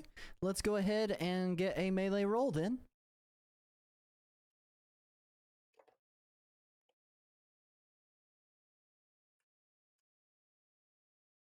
Target number for success is going to be a 14 because this one is the one that is copying your melee ability. And I think that would be a miss. You got a 11 when you count in your bonus on that. But you do have edge, and that brings you up from an 11. Add another 2. That is add another 3 from 11 to a 14, which is exactly what you needed to get to be able to make a hit there. Congratulations, Dragonus. Your dice. The one that you re-rolled was your facet, correct? Because it re-rolled as a standard dice. You had a 2 on your Marvel facet. We'll put that 5 on the Marvel facet itself. Is the way that I would take that. So you were doing a 5 times 4, which is 20, plus 4, which is 24 damage done to this hand mystic that is standing right in front of you. I almost said biscuit again. This hand biscuit. I'm scary when I hit. It is so good. So 24 more damage is I want done. a biscuit. All right. You want a biscuit? Let's give her a biscuit. All right. So they are still standing. They are still standing. But we are into Magnus's How hurt turn. do they look? They look extremely hurt. Extremely hurt. Like last legs. They're not going to give up. They're not going to give up. But they are on their last legs. Is there a spot where there's 2 of these guys that would be kind of between containers? Where you guys are at, I would say you're all kind of between containers because you're standing. There is one that is over near Spaghetti, that is still within reach. I want to. This is what I've got in mind. Mm-hmm. Is I want to go hop over and slam, basically throw a container, knock it across the way through the space of a couple of them. Probably couldn't get to the third because it went out the other way. But I would tell the guys, jump. They are pretty separated as it stands. You have the one that is just within death's door. You have one that is still at full health that is kind of backed away from everybody else, and then you have the one that is standing next to Kung Fu Spaghetti that has taken some damage from Spaghetti. Well, if I could step out of the way and he could get the 2, sounds like. At least attempt. We'll let it happen. We'll let it happen. Let's do it in your mind's eye. So you're gonna attempt to push a container. Hop over here and just kind of blam, knock a container through the space. Tell the guys, jump.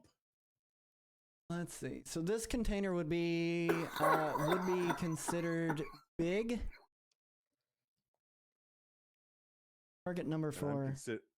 I'm considered like 2 sizes larger. Okay. Lifting, pushing, let's go ahead and get a target number roll at a mean, you're likely going to do this. It's going to be a melee at a 10.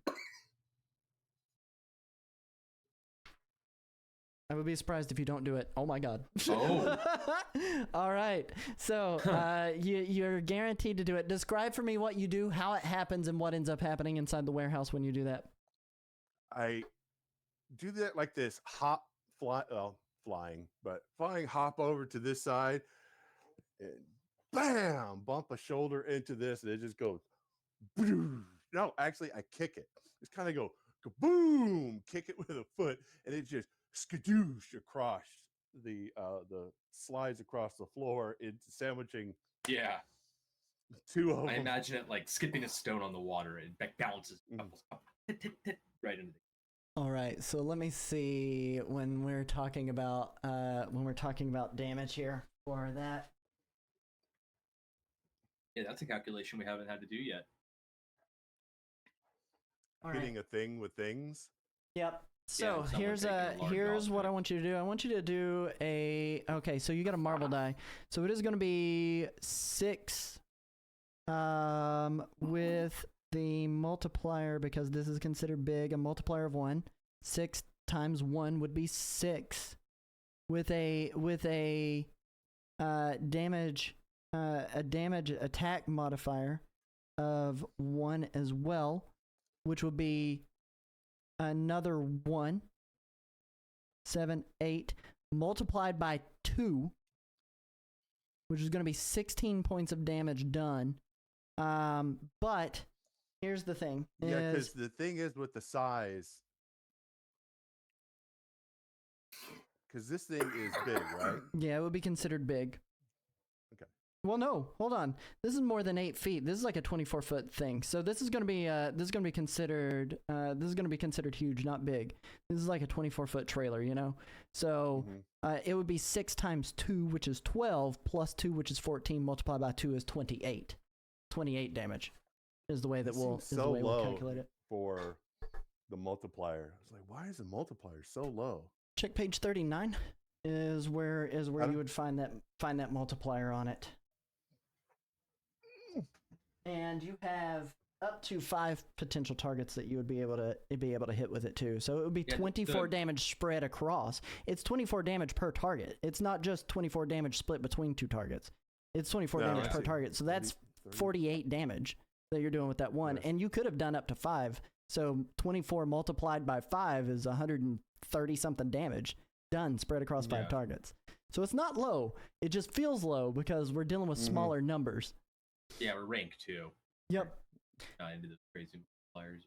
So, as that trailer slides across, hits the one that was at the lowest amount of health, he absolutely smashes through the exterior wall, taking tons of damage, hitting it and impacting it. And he ends up going fully unconscious inside of the trailer as it is skidding across the floor into the other one. As it skids across the floor into the other one, which one was it that you targeted? Was it the one near Spaghetti or the one that was a little further away? The one that was mostly damaged. Okay, there was a one near Spaghetti then. As it slams up against the trailer that the other mystic was still standing near, it sandwiches him between two, and you hear it come to a screeching halt and a sickening thud up against there, dealing 24 damage to his body. All right, so we are now at Spaghetti. Now, you still have the one that was near you. He's at about half health now. And there is one more that is still at full health that no one has went after yet. And one of them is down. And you have edge. And I have edge. Mm-hmm.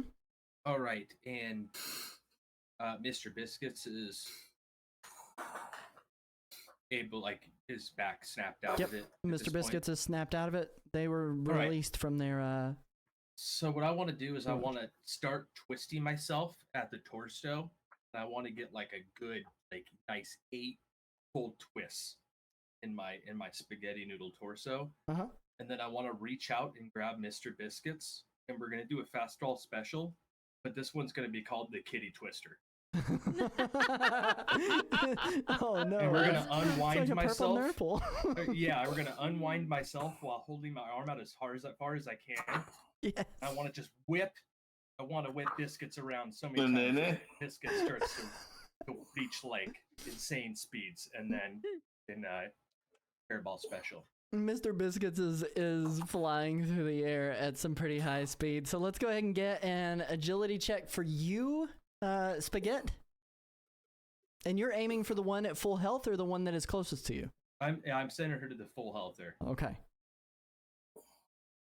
That'll be 15. That is no problem to hit the hand mystic. The hand mystic. My gosh, Yes! I should have even made this character. I can't say its name. You can't even say mystic. The hand mystic, and now as Mr. Biscuits goes flying through the air at just massive speeds, her hair kind of coming off in the wind actually because it's shedding season obviously, and the hair is like trailing behind her. She kind of looks like sparkles as she's going across. It's like a cat hair firework. I need you to do a melee check as you make contact with this hand mystic.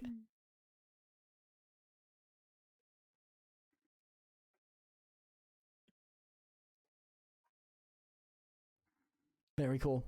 That is a guaranteed hit on that. So that was a 17. that is a guaranteed hit either way. Your target number on that for that melee was 11. So just to let you know. So you rolled a 6 multiplied by your melee multiplier plus your bonus. 6 times 2 for you is 12 plus 4 is 16 on this. And what is is there anything else on that? It does double damage if it connects, right? Is that what it is? I don't remember. I mean, it's taking my turn already, so it's technically giving her 2 attacks still as her turn. But I thought there was something. I guess I have to. One moment. Yeah, if it's a success, they take double damage. They take double damage. Nice. So it is 16 times 2, which is 32 damage done to the hand mystic that is standing there. Very cool. Awesome. All right. So that was a reaction, though. So what else are you gonna do, Wildwood?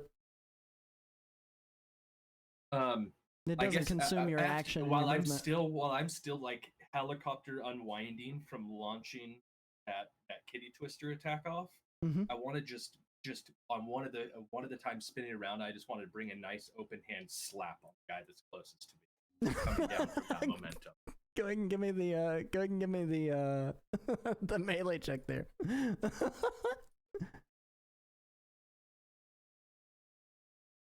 Oh man. What's your bonus? Is it 3 or more? 3. Oh, 3, you hit! Yeah. It hits! Yeah. It hits! Baby. We got that 6 on that. Oh yeah, and you do have edge too, but you don't even need to re-roll it unless you want to try to re-roll that 6 and get a marble. Yeah, I'm gonna say I could get a marble. You can take the highest.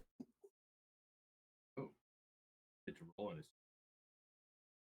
Is it taking forever? There it goes. Okay. We keep the 6, or you Get want to him get that 5? toss the bowled over. No, we keep the 6. All right, so it's 6 times. What are you doing? What's your multiplier? Do your math. Hit me with it. 6 times the 2 for my rank. 12. And then plus my 3. 15 more points of damage as you come around and it's just noodles just slapping the man across the face. There's butter. It's also butter, so it stings pretty bad. A little bit of butter, yeah, so the noodles don't stick together. How much damage was that again? Can you remind me? 6 times 2 plus 3, I think is what you said. Yeah. 12, 15. All right, thank you. 15er. All right. The attack turn. Very cool. Oh, the Kitty Twister. Thank you, Sin. Do you move, or are you just gonna stay there? No, yeah, I think I'm good. All right. My twisting is like my movement there. All right. We're back at top of the turn order. Crippler. There is one that the good old Spaghetti has done damage to, and there's another one that Mr. Biscuits is currently clawing the face of. So what are you doing? The crippler's not happy. So he reaches down and he grabs the cauldron and squeezes it, compressing it, making it smaller, so he can lift it and uses it and swings it at the nearest walking 5 steps, swings it at the nearest hand mystic, using it as a club, Okay, so this aiming for the joints in their back. here's what I want you to do, because it wasn't it when it dropped, it did embed back into the ground, creating some difficulty. So what I want you to do first is give me a roll of target number of 14 this time, because it's no longer sealed down, and you are extra strong too. Guaranteed hit. Whoa, hold up, wait. There's one too many dice there for some reason. No, there's a plus What 5 is that? that I added to it. My bonus. Oh yeah, okay. That's cool. I dig it. I didn't know we could do that. That's cool. All right, so you get a 21 there, my friend. So you go ahead and you pick it up, and then you said you want to throw it at somebody. No, I don't want to throw it. You're using it as you're wanting to use it to smash down on somebody. Yes, I crunch it up, mm-hmm. and then smash it down on something. All right. Ruining it and using it as a weapon. So your nearest person that you could smash that down on is going to be the one that is near Spaghetti. The other one has retreated further back, so you'd use double movement to be able to get to that one, or you can go and attack the one that is near Spaghetti. The one near Spaghetti. Okay. Aiming for the vertebrae. Improvised weapon here. What you're going to get on this particular thing, because it is big, is going to be a +2 to your modifier. Okay, so +2 to my modifier will be a 6. Yep. Let's go. I have a +5 to hit. I'm adding that into the dice. 20.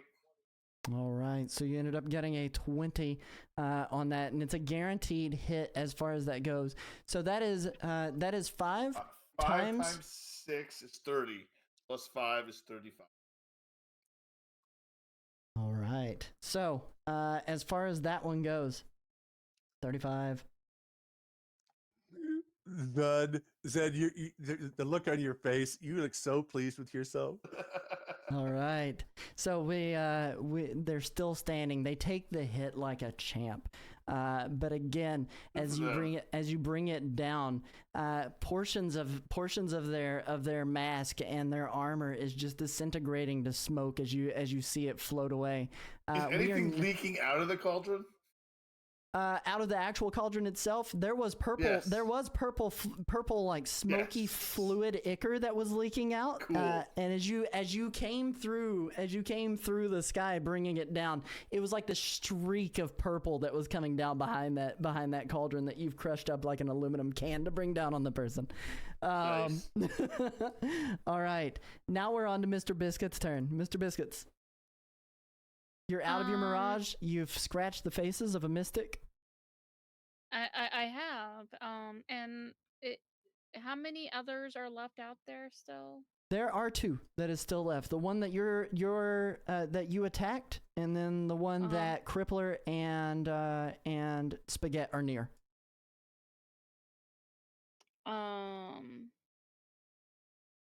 Yeah. So I'm going to the one that I'm currently like.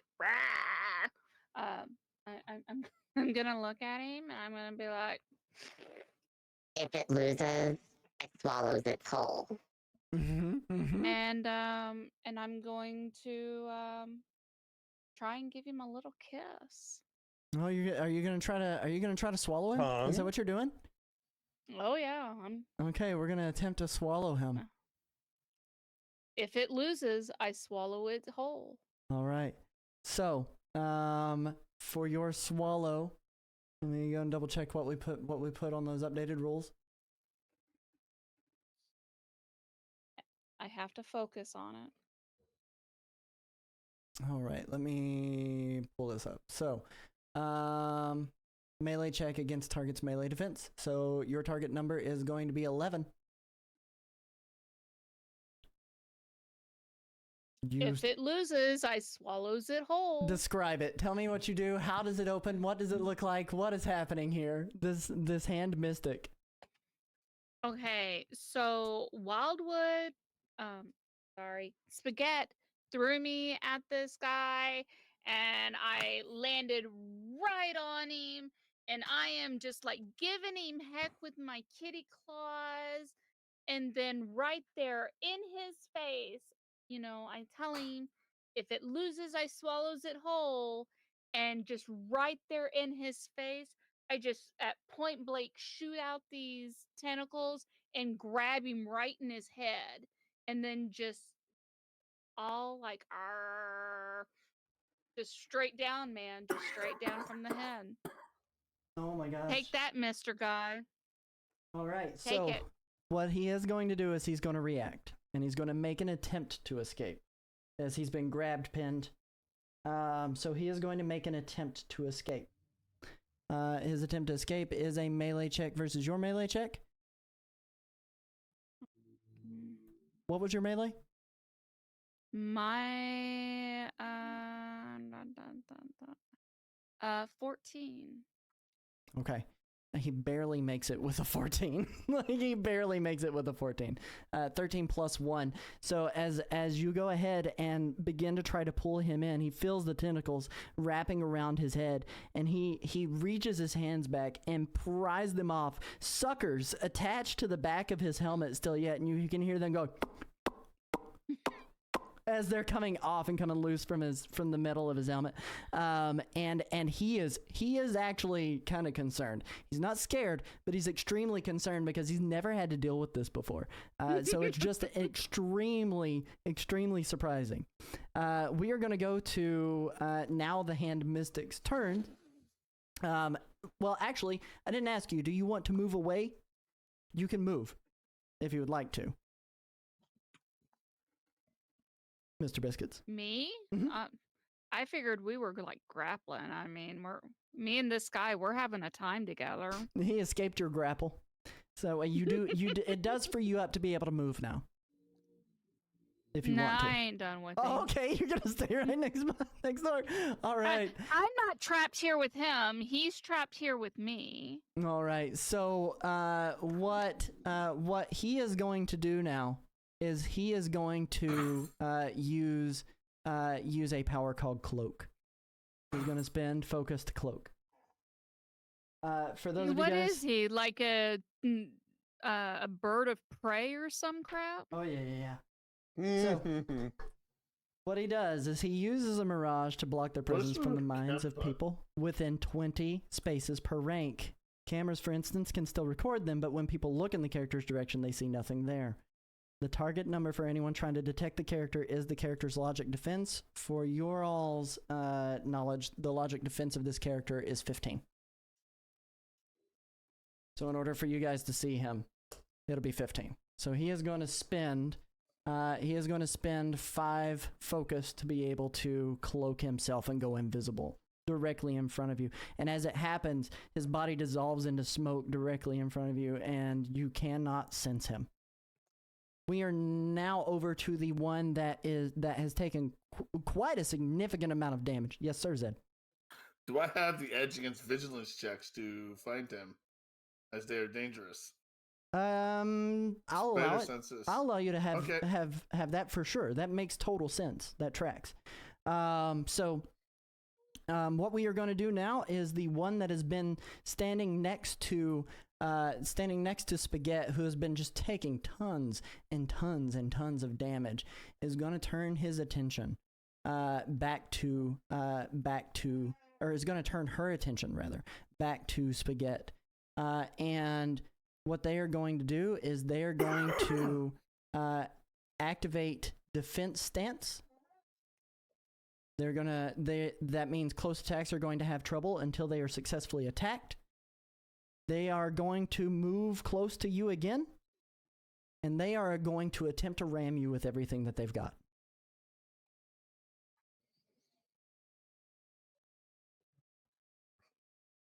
Not like They that, roll a not 10. like that, they not.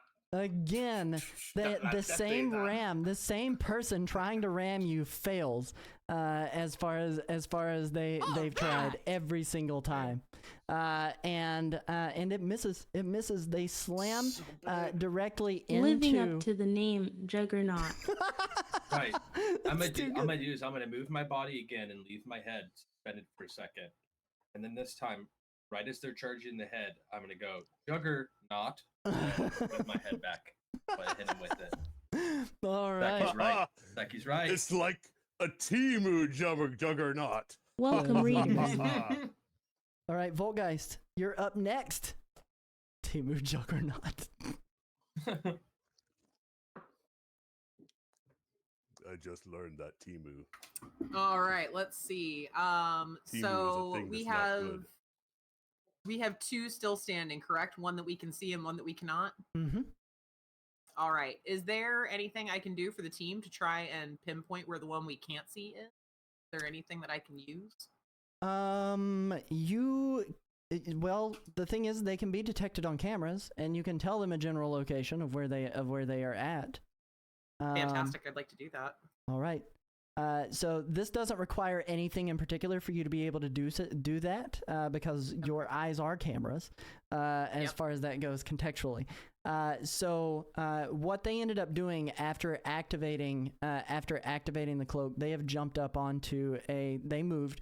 I chose not to tell you where they moved to because I didn't need you guys knowing, but now that Voltgeist is asking, they moved up onto a cargo crate that was right nearby, so they are on top of it. It is essentially from Kung Fu Spaghetti and from Crippler, 10 spaces away, from Magnus, 5 spaces away, from Dragonus, 5 spaces away, and from Mr. Biscuits, 5 spaces away in an opposite direction. All right. I will relay all of that to the team, and can I hold my actual turn for now to see who needs my help? Yeah, you can absolutely do that. Let's do that. All right. We are now going to go into Dragonus. Dragonus, there is one that is critically wounded and another one that is currently invisible to you, but you know a general location of where they are at.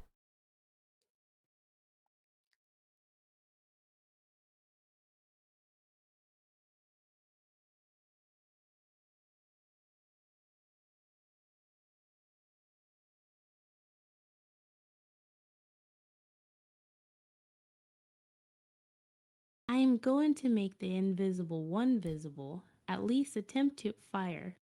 All right. Let's go ahead and attempt to do an agility check on this one that is cloaked. Now, just to let you know, they are invisible. So you are guessing at best with your direction. So you will have trouble on this roll. Trouble, trouble, trouble. Trouble. Trouble. I'm here for it. You'll be caught in the third wire. No fire. All right, and then let's reroll that 6. Oh, you only reroll one of them. I will accept that. I will go ahead and accept that 5 either way. And we would take the 5. So you rolled a 4, 4, and 5, plus whatever your agility bonus is. So a 8 plus 5 is 13, plus your agility bonus being 3, so 16. It is a hit on my hand mystic. As the flames come down and Light them up. and they begin to singe the body. It is a 4 times. Let's see how much damage you end up doing here. 4 times 3 is 12 plus 3 is 15. It is 15 damage to the invisible one as far as that goes. So 15 damage back to them. All right, I've got my calculation correct. Math is hard. Holy crap, there's a lot of math in this game. I'd assume he's very visible now. He is not ablaze. He did Being not take burning and all. He did not take the ablaze effect, which would have required that you get a fantastic success. So he is burned, and you guys can smell him, but you can't see him. He smells like charred skin. Most of what it is just smoke from his unnatural form anyway. All right, we are gonna go to Magnus, who again is 5 spaces away from the one that Dragonus just attacked. And Now I'm just playing with my prey. oh my gosh. Oh my gosh, didn't your mom teach you not to play with your food? So what does Magnus want to do? Do we see the one that Wild or Kung Fu Spaghetti is he still standing? Or He she is still standing. She is still standing. Lift up and go maximum speed at her and do a ram. All right, let's go ahead for that. That is perfect. They were 10 spaces away. You use your movement actions to be able to do that. What I want you to do is do a melee check against them. Are you intending to put them through a wall? Or are you intending to just smash them into the ground? What are you wanting to do? I don't think I can do enough damage to put him through a wall. Do they have trouble? Defense stance? He does have it is a close attack and it will have trouble until successfully attacked. That sucks. So reroll that 5. So -3 plus whatever your bonus is. So 14 minus 3, that's 11 plus your melee attack bonus. 5 or something. 7. You absolutely make contact with this with this person. As what you end up doing, re-rolling that 5 on the Marvel die, it's 2 times your multiplier plus your bonus. I'm pulling your character sheet up now. 2 times 4, so 8, plus 7 is 9, 10, 15. 15. Multiplied by 2, you will take 15 damage doing the ram, but you will do 30 damage to them, and you plow them directly into the ground. It is a crater in a full-on Yamcha pose. They are now unconscious, and as they go unconscious, it is just a black mist of smoke that dissipates into the wind. There is but one person that is still left. Magnus, taking out 2 of them on the final killing blows, one with a trailer and one ramming one directly into the ground. We have one that is still cloaked. Spaghetti, you are 10 spaces away from that one. What do you do? So they're cloaked up a bit, so what I think I'm going to do is put both my arms out with my extended reach, and I'm just going to spin until I can just get one sort of wrapped up, and then I want to commit that into just into a grab. Just go for a grab once I got that kind of, I guess, like a spinning grab, and just whip up some noodles. Hope Let's to do pin a him melee down. check. If it's the last one, maybe we can get some questioning. So hoping to grapple him. Melee, okay. Let's do a melee check, and you are going to have trouble as they are still cloaked. Gotcha. Oh my god. Pin him down. Reroll that Marvel die, please. Well, the Marvel die that's not You have technically trouble. the highest roll. I do, but I think I have to re-roll the yellow 6 because that's actually a higher number. The Marvel is a 1. Okay. It's just a thematic thing. Reroll that. Am I not? Is that? Reroll that 6. All right, so you got a 6 plus. No, you got a 4 plus 6 plus 2 is 8. Plus my 3. 9, 10, 11. You connect. Okay, You connect. nice. If we allow that Marvel die to exist, and we do. And it is a fantastic success. So you have them grabbed, and inside of your hands, inside of your Paschetti hands, as you swung them around, it is just an empty mass. But you can see everybody looking around at what he has grabbed. You can see the palms of his noodles are kind of flattened, as if he is clearly grabbing something, and it's struggling against him. He is going to use a reaction to make an attempt to escape. He fails the escape. I know that for a fact. So he fails the escape. He is continuing to be pinned. Now, here's the deal. Okay, you guys can choose to attack him, but pinned enemies, if you don't get, what was the ruling on that? for a pin? It was pretty much like if it's not success, I'm gonna get owied instead. Yes. You're gonna miss and hit me. So we are now going to, because that will But you can consume always your turn. Question them. We're now Oh, going to I'm go gonna to throw this cauldron at them. go to Crippler. Right. Oh my god. We're now I'd be going to like, my Crippler. noodles. So Crippler, what are you doing back at the top of the hour? I'm compressing Questions, the please. cauldron into a basketball-sized hunk of metal. Okay. Hit me with it. I'm not hitting anybody with it. I'm just compressing Oh, it to the size of a Volgeist wants to resume her turn now. I can hear it. Yeah. Hit me with it, Volgeist. What are you trying to do? Sorry, I'm having my mute toggles go all crazy again. So I'll just go ahead since it's the top of the turn. I'll go ahead and use my battle plan once again. All right, guys, only one left. Take him out. Oh, I'm okay. gonna give edge to the Crippler. I'm gonna give edge to Magnus, and I'm gonna give edge to Dragonus. All right. All right. I was just going to not attack him and maybe not hurt the, but the lady in the radio. Oh gosh.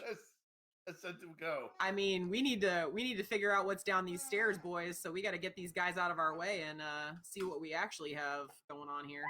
So I'm going to smash the individual that's being spaghettied up with the cauldron, aiming for their kneecaps. Don't touch my spaghetti. All right. I'm All I looking, have to I'm say looking about through my that. book for pinned. And how that works. I just want to make sure that you don't really hurt spaghetti. Not that it matters to me. I mean, that's your all's problem. But I'm just trying to find the what happens, how it actually works. Probably if I combat. failed the attack. Let's go ahead and do a roll. Your target number is only 11 anyway against this person.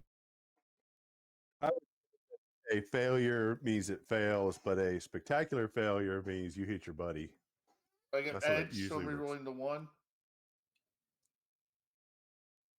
Okay, I still succeed. I get a There we go. 13. There we go. All right, so we're gonna operate it with that because I can't find the rule. Once I find the rule, I'll update it in our notes on the Discord for us. But we're gonna operate if it was a failure, he hits Wildwood. If it's a success, he would hit the intended target, and if it's a fantastic success, intended target would take double damage still yet. So that's how we'll operate with it. You did 3 times what? Times 4, which is 12 plus 5 is 17. Plus an additional 2 because you're using a weapon. Oh, you're right, because it's times 6, because I'm using the improvised weapon. That would be your modifier, not your multiplier. Yeah, the modifier. Oh, not the modifier. Yeah, that'd be your Which one are you talking modifier, about? not your multiplier. You get a +2 to your modifier, not +2 to the multiplier. Oh, so just it'd be 19. Okay. So 19 damage to that one. Okay.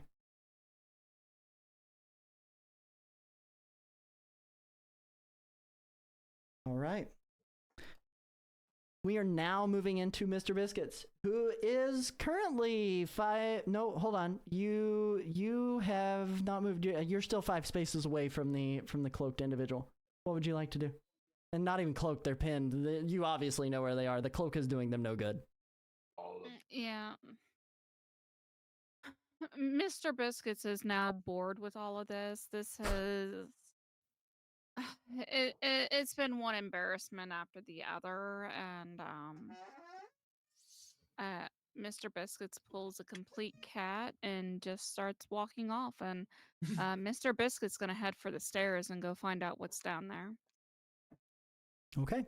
That will take you 10 steps to be able to make it to the stairs, so your full movement action, you will stop at the top of the stairs, okay? Okay. All right. We are now going to, I need to see if I can escape. I do have trouble because I am currently pinned. I got to reroll my highest, and I don't think I escaped anyway, to be completely honest. Oh my god, it's even worse! So he does not escape, and he's struggling and he's straining and he's expanding his arms as much as he can, but he can't do anything and he can take no other actions. So we are now going to go to Dragonus, who is next.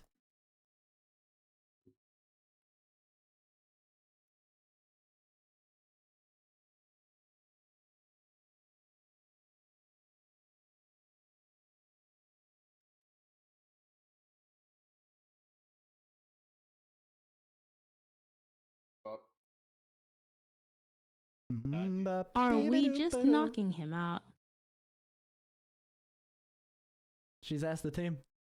I mean, We're we not can killing knock them. out. Knock him out, restrain him, whatever you need to do. I mean, he's pretty Definitely. restrained. Okay, question him or knock him out. That's better too. I mean, can we tie him up somewhere and leave him? Because that's also an option.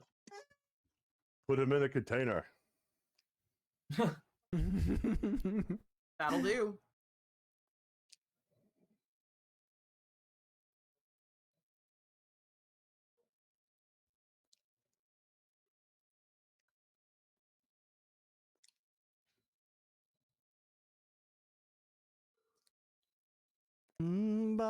They re-recorded that. Oh, they re-recorded Mup. As, Oh, yeah. as adults, and it's actually a bop. Oh man, Is it I'm gonna have to go really? to listen. Okay, Yeah. Dude, my I want sister to was lock him into a obsessed. container, then suspend it on a rafter or something. Nice. All right, so here's what we will do. I'm going to have Spaghetti, if that's what Spaghetti wants to do. Yeah, you can use my actions. Spaghetti is going to release him as a reaction inside of a container. We are then going to have Dragonus. What I would like for you to do is damage the container enough to where the entry to the container enough to where it could not be opened. For you, and taking into account your size and your might, your difficulty is going to be 14 on this, not 16, not 18, 14. I'm releasing him. Can I keep apologizing for all the noodles that are just smacking him as I'm unwinding? Just be like, I'm really sorry about that. Yes. Using signature attack. Oh. It is a melee check, so let's go ahead and do it. You're gonna hit it with your sword. Oh my god.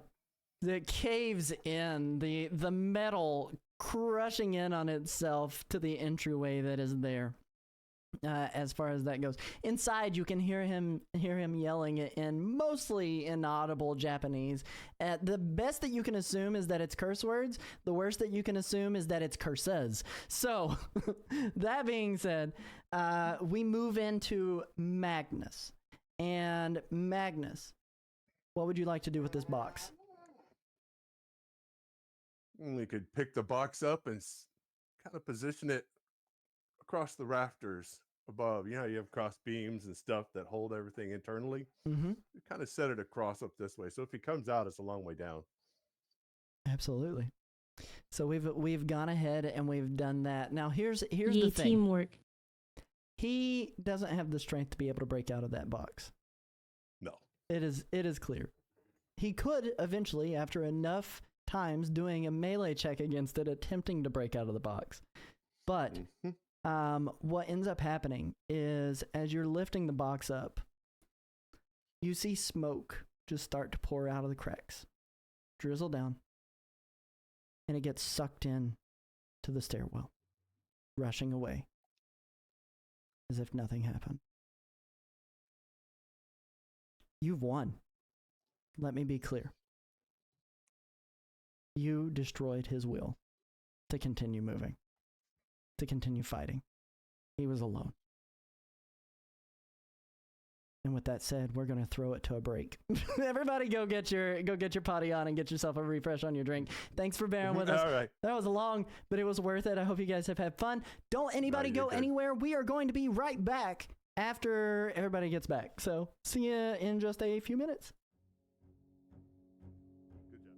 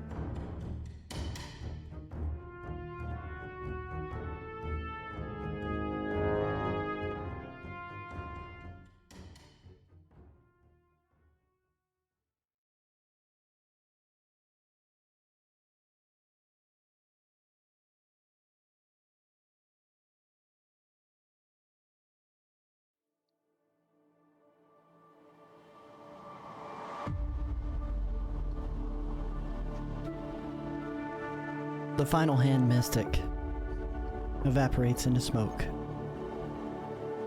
dripping away outside of the box that was sealed by Dragonus.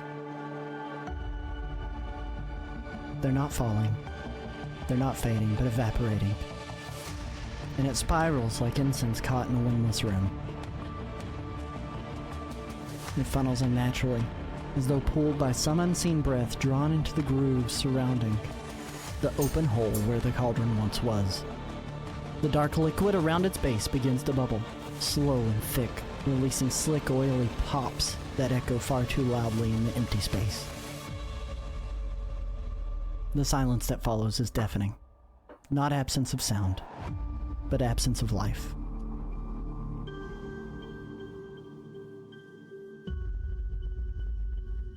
When you unsealed the cauldron, it revealed a stone staircase spiraling downward into complete blackness. The air that's rushing out is ancient, thick with incense and must, decay. And you'll notice that along the stairwell are scratched kanji and claw marks glowing red. They pulse, and you can feel an itch. It's almost as if it is behind your eyes when you look at them. The stairwell is barely wide enough for Dragonus to fit. If you choose to enter, you must enter in a single file line. Lots of stooping. I'm gonna wall crawl down.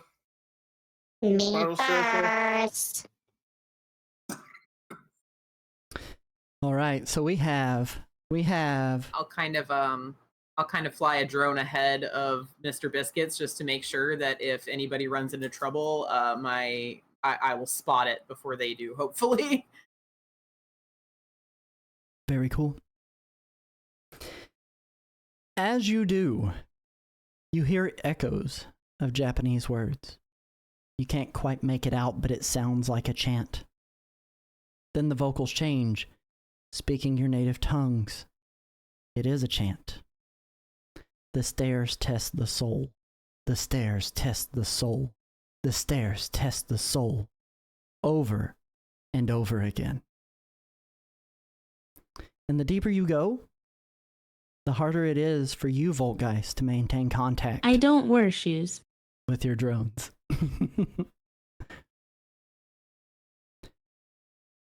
You've Guys, climbed. Mhm. I'm getting some interference. I might not be able to maintain visuals for much longer. You've climbed down a set of stairs that are descending deeper than the natural subway tunnels. And as you do, you still hear the chant of the stairs test the soul. The stairs test the soul, echoing. So there Through was the a way stairwell. up from the underneath. It's a little different, though. So, Crippler, in your head, you begin to hear radio chatter from your time in the military strike team. He's a liability. Smoke him. How's that make you feel? Not real. It's just mumbo jumbo and And- nonsense. I need you to make an ego check. Okay. Target number is 12. Target number is 12.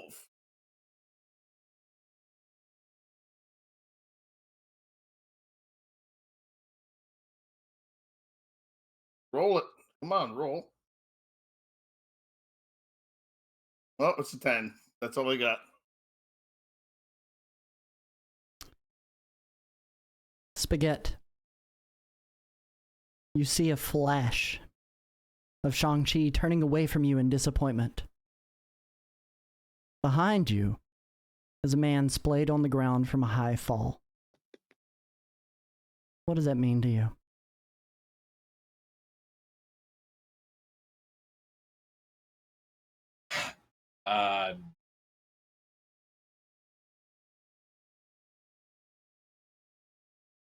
I don't know. I need you to make an ego check. Target number is 12.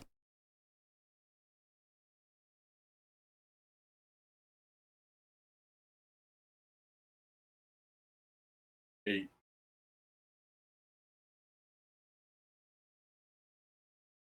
Magnus. You hear Thor, your father. A disappointment. You'll never lift it. Does this affect you in any way? Oh, I can't hear you, and I don't know if chat can. Sorry. They have difficulty doing ego checks against me because of Iron Will. Okay. Let's go ahead and roll. What that will do instead is grant you an edge. Yay. Oh, yeah, I get edge. So 1, 2, and 3. Ooh, let's roll one more.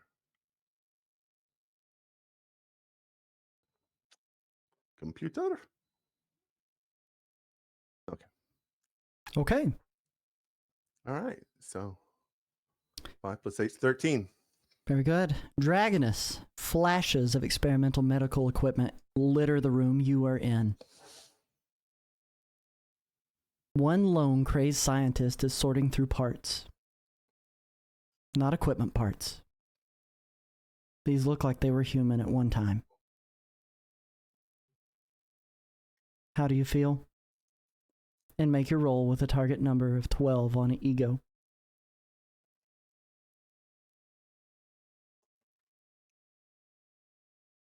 Disgusted and horrified.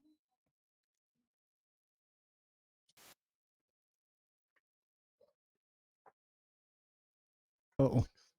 Okay. So that is a 7 with your ego bonus. It actually subtracts 2 from it. Okay. Mr. Biscuits. Your vision goes dark, then bright white, then dark, then bright white again. You're floating alone in the cosmos, trapped between dimensions, coming back to reality, and inside another dimension. Not a single piece of treasure's around.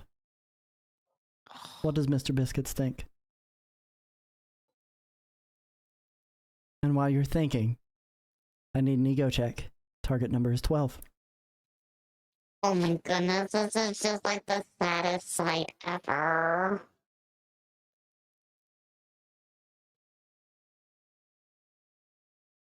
There's Cool. no stuff. I'm fine, by the way. Very cool. Voltgeist. I want you to make a logic check of 12 to maintain control of your drones. Can do.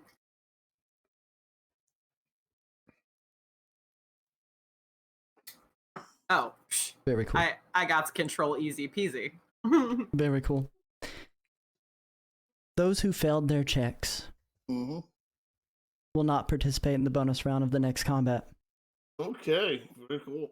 Those who passed will gain an initiative. Will gain an edge on initiative checks for their next combat.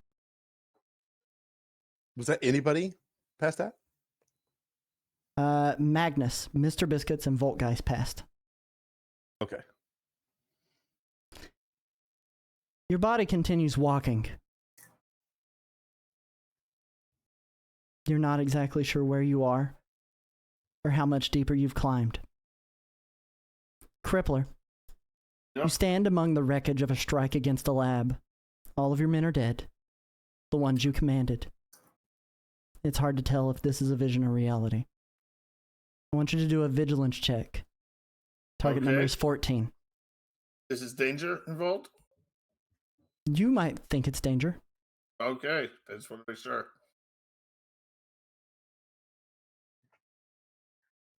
That is a. Well, I'm going to re-roll the 2. Yes, Oh, yeah. that is Oh, a yeah. total of 14. Very cool. Very cool. Spaghetti, you've lost your job. You've lost your home. You've lost parts of your vision. People recoil when they look at you, as if you're a monster. You, too, are having difficulty telling if this is a vision or not. Give me a vigilance check. Vigilance check. Target number is 14. And How are hungry you people feeling? everywhere look at you. How are you feeling? I'm at a 13. Didn't make it. 13 with added 1 point from your vigilance? Correct. Okay. Magnus. Is that good? Loki Oh. sits on the throne of Asgard. Your trickster uncle, using your father as a footstool. He casts you out of the throne room. Words come from his mouth, but you cannot understand them. I want you to do a vigilance check against this. Oh boy. Here. Target number is 14. There we go. Yeah, wipe your hands a little more though, Bubba. Oh my gosh. Wonderful. Great job. That will never. Dragonus. You see your life before. Your family. But they recoil in fear of what you are now.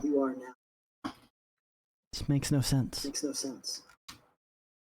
I need you to make a check. A vigilance check of 14. And you can tell me how you feel as well when you get the chance.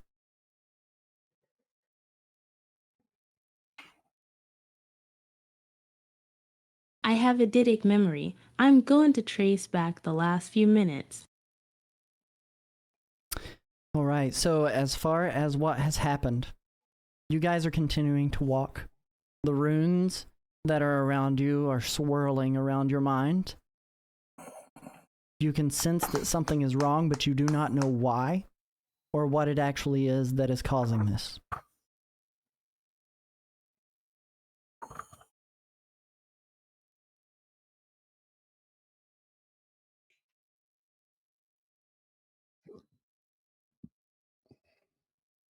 But I do know this is not happening. Correct. Psychic powers getting in your nugget.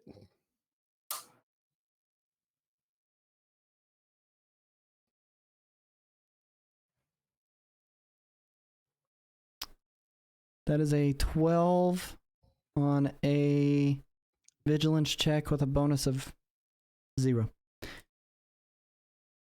0. Mr. Biscuits. You wake in a holding cell, and a guard walks by.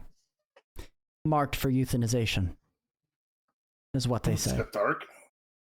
You attempt to yell at him, but nothing comes out but inaudible meows. How do you feel? And go ahead and give me a vigilance check of 14. Dude, they think I'm just a cat. He needs to This is show Space some Prison. respect.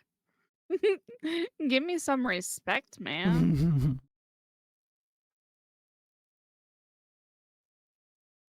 What's your bonus?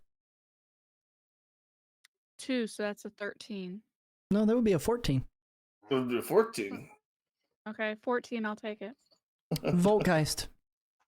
I need another logic check with a target number of 14 to maintain control of your drone. And maintain Alrighty, contact.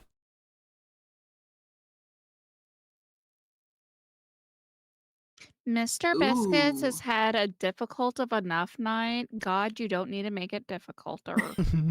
What is your bonus, All right, Voltgeist? so what am I rolling? What was I rolling again? You needed 14? Logic check. Logic Yeah, check, so I yeah. got 15. Nice. 15. Okay. So I'm still coming across the mics, but it's coming kind of static. Guys, I'm still here. Those who failed their checks will have trouble in the first round of the next combat. Those who passed will gain an edge in the first round of the next combat. Crippler. Yep. You have a gun pointed at the head of the man who ordered the strike on your squad and you. Mm-hmm. You are standing at point blank range. Do you Yep. pull the trigger?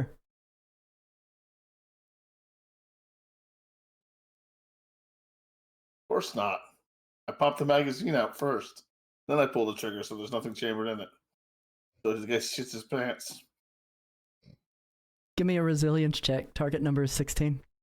Resilience, you say, huh? Mm-hmm. That is.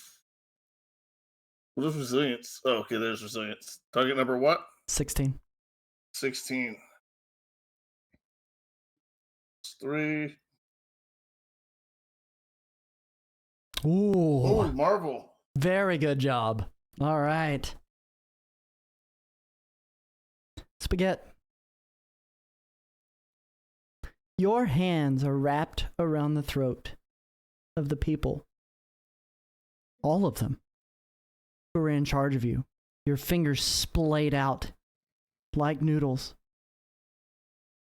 You can take vengeance on the ones who turned you into what you are today. On the ones who allowed your research to get in the way of what you were doing. Do you squeeze tighter? No. Give me a resilience check.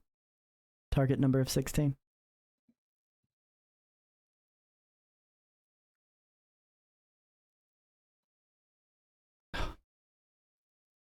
$13. Magnus, Uh-oh. you are now wielding Mjolnir. You hold Loki by one horn of his helmet as he's kneeling before you. Your hand held high. Thunder and lightning striking in the background. You have the chance to end the life of the man who has caused nothing but disgrace on your family and problems for your father. Do you strike? No, that would be unworthy. I want a resilience check at 16.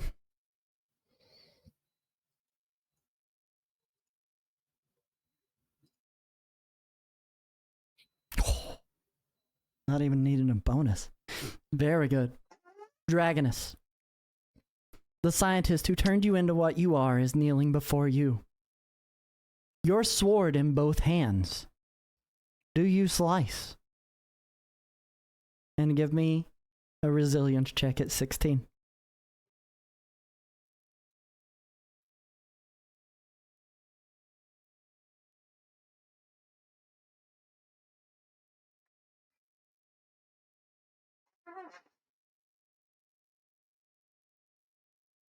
I do not slice. What done is done, and I am better than them.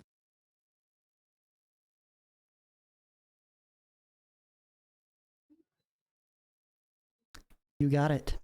You got a 16 on that. 13 plus your 3 in resilience. Mr. Biscuits, you have nothing. Ye win one. You are alone. You're floating in the emptiness of space, seemingly shot out from the pod that was marked for euthanasia. Do you close your eyes one last time? Forever drifting off into the emptiness and vastness of space.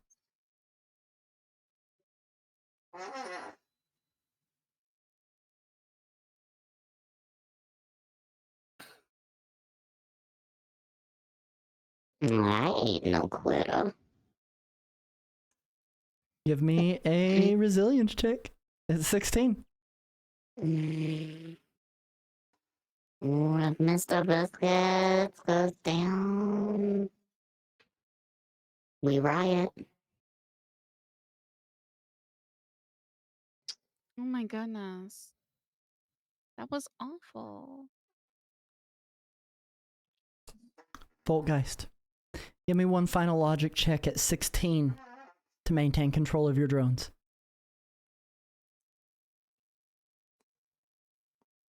All right, let's see.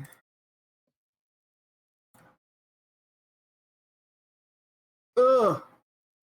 Ugh. All right, wait a sec. Okay. I don't get. You said I'd gain an edge bonus, but that was for the next combat round. Is that correct? Okay, so I What can't about use karma? that now.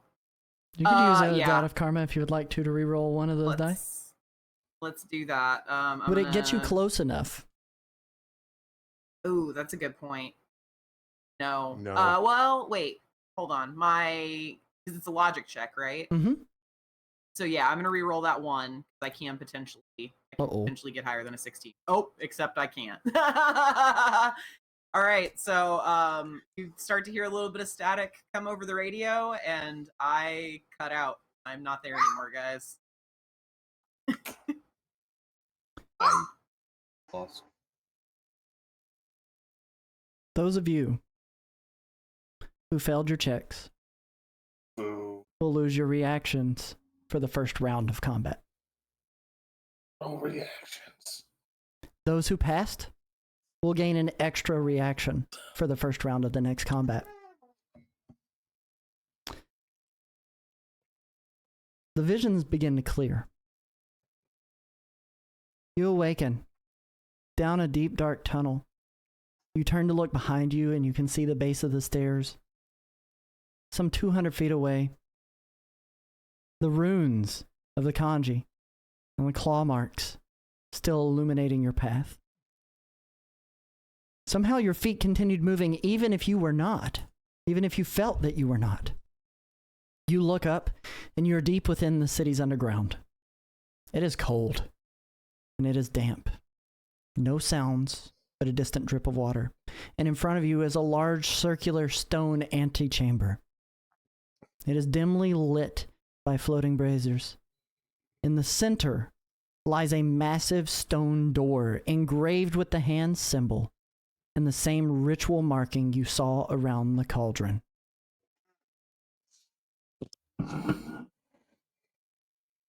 How is everybody feeling? Well, I only failed the one, so I Terrible. feel pretty good. Meow. I'm feeling Very pretty confused. stressed about the fact that I just lost contact with the team, and I know I that they failed a are. lot. I feel like I just failed. Now I can't even help you guys. So yeah, I know that you guys must be several hundred feet underground if my systems are no longer working.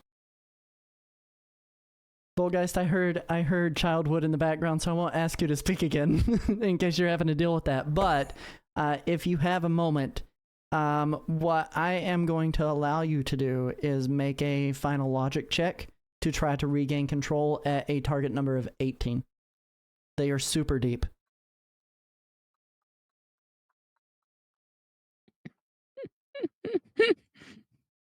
Oh.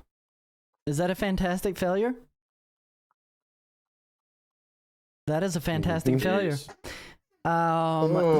So she can decide how that connects. She can decide how that connects. I can hear the kid back there, so she's a bit caught up. So that is okay. Let her do her thing. Whenever she comes back, because a fantastic failure is not always a bad thing, she can describe what happens if maybe she makes connection again. But does anyone? Mhm. I'm here again. Sorry about that, guys. The internet banshees are screaming at me as it were. Yeah, I am still unable to connect with my drone, but I'm able to reconnect with comms for just a few seconds to say, guys, do you need backup? That is perfect. Does anyone want to inspect the door? Or no? Do you turn back around and go back up the stairs? Yep, call tonight. Is there like a handle or anything, or I'll check the door. It is a sealed stone door. Dragonus, my apologies, decides to check the door. As you do, above the door is an inscription that glows a ghostly green, and it's carved in kanji. And the words begin to move and warp, and they transition like projections from the door. And then they transform into English. And it states, 5 shall stand like fingers on hand, though none may speak, else secrets leak. 2 of flesh, 2 of precious weight, 1 of blood shall open this gate. Suddenly, from below your feet, in the ground, 5 large pressure plates begin to flip around, revealing themselves. 2 have footprints. 2 have tables. 1 has a dagger on it with a carving of a symbol that matches the door in the cauldron.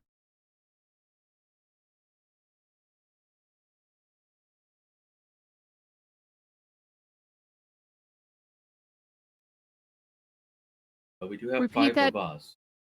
I look Yeah, at repeat that Magnus. again. 2 of flesh.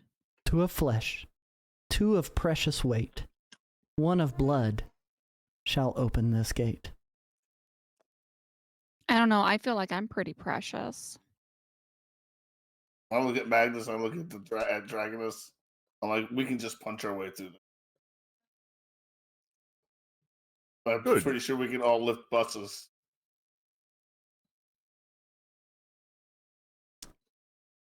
Is that what you want to do? Yeah, we'll try and bust it. Okay. Turn the bus to the door. Target number again. This This is very similar to the cauldron. Target number again. For your all's case, though, because Be You can careful sense. with magic.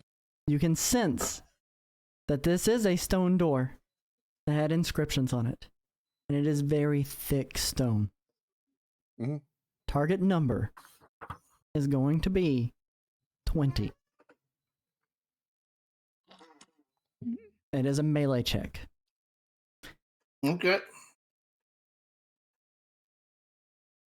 Where are the hinges? You see no hinges. I see no hinges. Okay. Checking.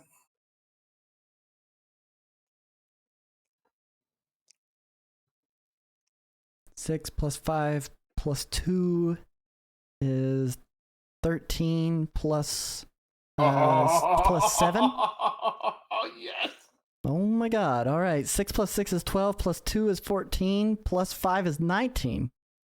For the Marvel die. Yep. The fantastic failure. Yep. Go ahead and describe for me what you attempt to do.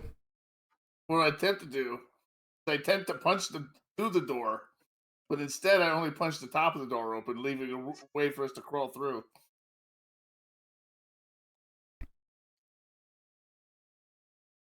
As you do that, you get a view inside of the room.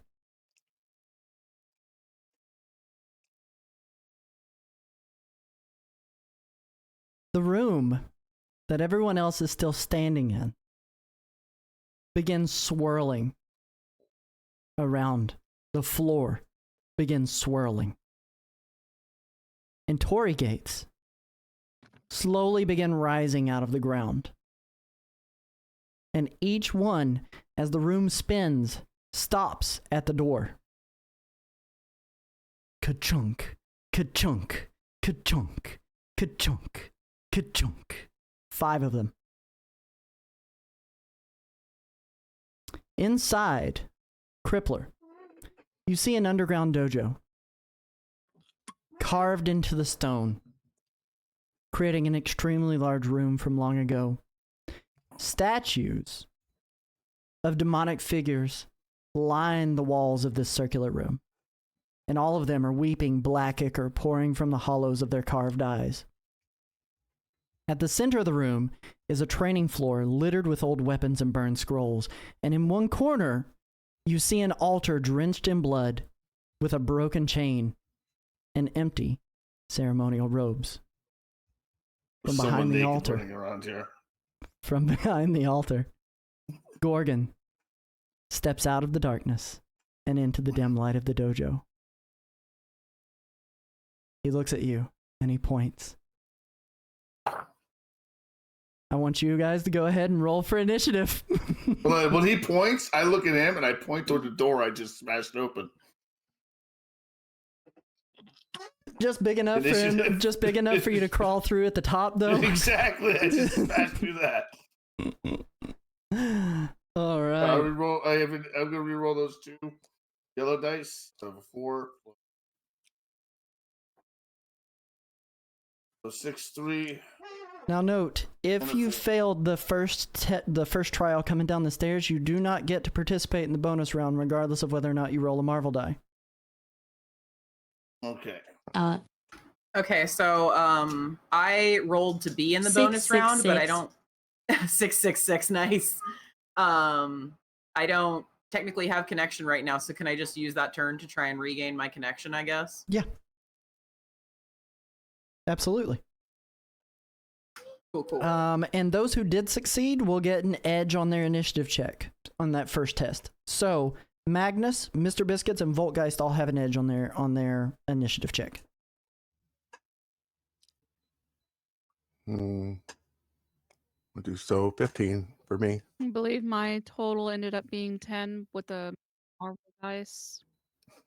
Did you do your edge on that? Because this is an initiative check. No, I did not do edge.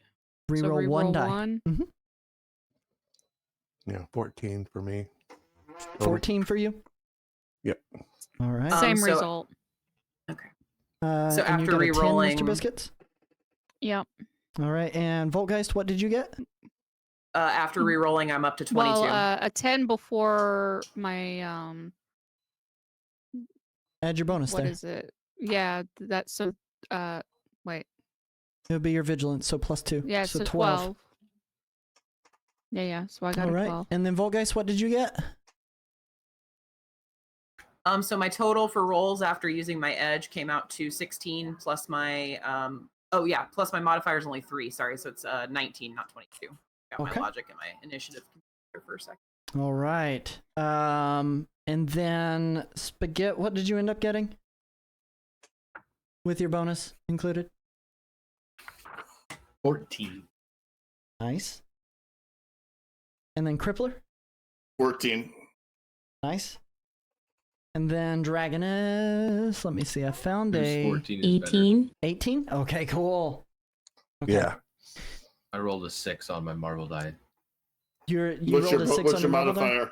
What's your modifier? Oh, is it the modifier? It's The mine's modifier, just a yeah. 1. Okay. Mine's just a 1. Then it's Okay. then it's whoever rolled higher on the modifier. And what did you Now roll it's on you. your Marvel die, Zed? 4. 4. Okay. So it will be Spaghetti before Crippler. So all right. So let me see here. So we've got Voltgeist. Is anyone participating in the bonus round between Rolled Magnus, 3 Mr. Biscuits, sixes, and Lou. Voltgeist? Anyone able to participate in the bonus round? I think it's just us. Someone I am was. not.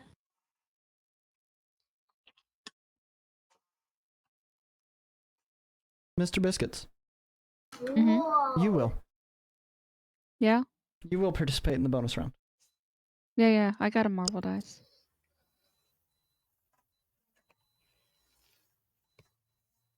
Let me get this initiative order figured out here real fast.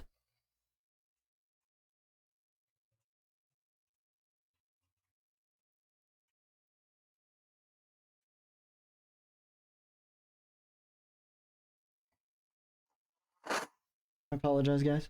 There's a lot of numbers here. So much math. A lot of people got 14s. Yeah. Magnus, what did you roll with your 14? For your middle die. Let me see if I can find it here. 3. Let me find it real quick. Okay. Yeah. So it will go Spaghetti, Oh, I'll be Crippler. last of those. Magnus, and then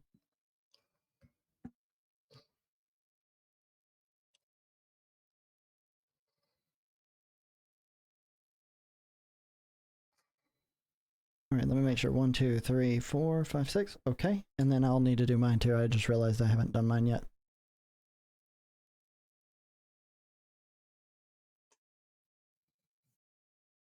$12. Gorgon. Oregon? Remember who Gorgon is. I'll give you guys a rundown of who he is. I rolled a 15. So he will go right after Voltgeist. Okay, so the initiative order.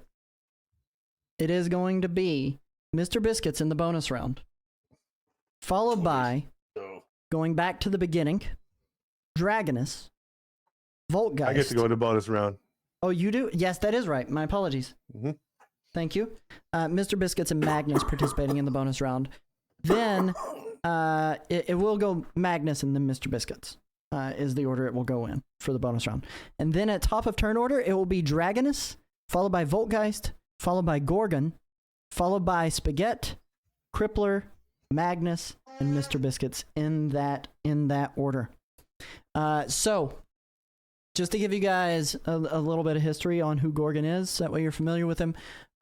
He was one of the great captains of Krakoa. He was a leader of the Hand, and he was also a member of Hydra at one point. Unlike most mutants, Tommy Shishido's powers began to manifest almost immediately after his birth. As a mere toddler, Shishido had the skills to rival the world's greatest martial artists. His intelligence advanced so quickly and erratically that by the time he was a teenager, something fundamental within his psyche could no longer bear the strain, and he became increasingly dependent and eventually violent, or despondent and eventually violent. At 18, Shishido killed his entire family shortly thereafter, and he took control of the Hand and merged the ninja organization's already considerable resources with those of Hydra. So, just to give you an idea of the kind of guy that you're fighting. All right. So Wolverine for a time being too. So we are going to get started here in the fight against Gorgon. As it stands right now, we have Gorgon inside of the room. Crippler is in the door, in the hole that he has created at the top of the door. The rest of you guys are standing outside of the door. Magnus, what are you doing first? Let's see. Could I move Crippler? Yeah, absolutely. We'll see how Crippler feels about that. I already saw him roll his eyes. Crippler's rolling his eyes. Don't touch me. Don't touch me. No, he's not. No, he's not. He's almost too high for that. Oh, okay. Yeah, and he'll hover down through the hole just enough to get to the bottom, see what's going on, have a bit of an oh shit, it's the big boss, and shout out, Mr. Biscuits Angels, assemble! Now there'll be some eye rolling. And he will fly as fast as he can, as hard as he can at the big bad guy, ramming him. Okay. Very cool. And activating our team. Very cool. Let's go ahead. I want you to do a melee check. I laugh at the team name. But do you object? Yes. How do we activate our group Stringently. power? How do you activate your what? Our group power or whatever.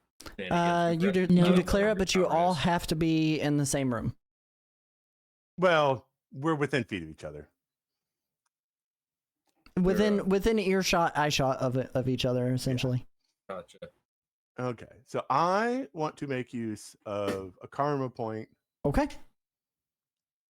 to reroll a thing.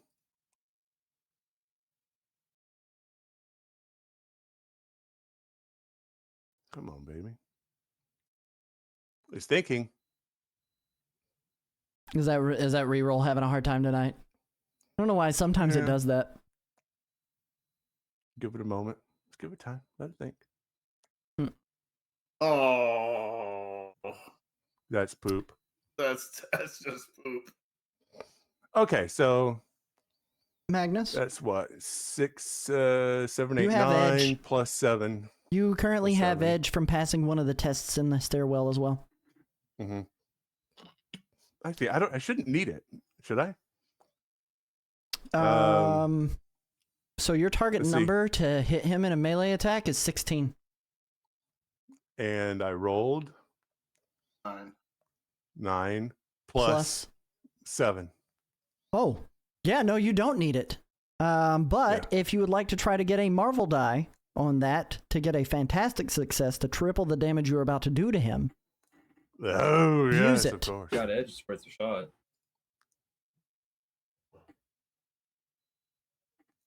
Give it a moment.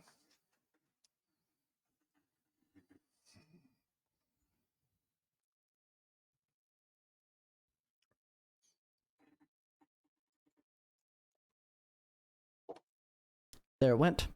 And it was a 2, so you'll keep your 6. So your damage that you are doing to him is going to be 6 times your melee, which is 5. Multiplied. Sorry, 6 times 5 is 30. Plus, no, not 5. Is it 5 for you? Where's your multiplier? My multiplier is 4. Should be 4. It's 4. 6 times 4 4. is 24. Plus 7. So 32. And is a success. So you double that damage, but you also take 32 points of damage back at you during the ram. So it's okay. I'm uninjured, so it's fine. 64 points of damage directly to him. Wow. Immediately right out of the gate. Boom. All right. Kind of hovering in the air. All right. Let's go ahead and go to Mr. Biscuits. What are you doing? I'm gonna go through the hole, and is he in this room all by himself? Have we established that he is the only one in there? No one has looked. No. Okay, well, I want to We look. haven't Is he noticed. the only one in there? Give me a vigilance check real quick. Target number is going to be average. Average challenging. It's going to be a 12. All right, I'm assuming you're entering the room on that, correct? Yes. Entering the room and having a look-see. It's thinking about. There we go. Okay, I succeed.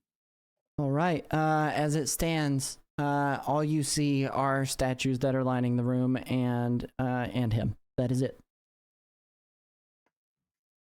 You see no one else. I wonder if I trust that.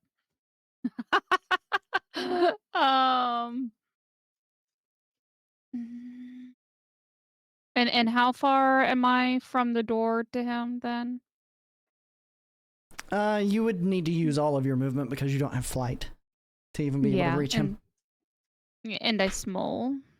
So you'd have to go up onto the door and through the hole that the crippler has created, and then drop down into the room.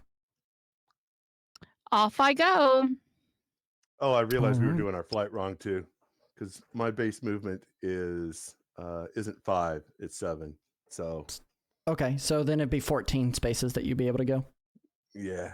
In combat, because it's 2 times your run speed in combat. That's pretty good. 14. Yeah. Cool. We are now at the top of the turn order, and we do have Dragonus, who is coming in next.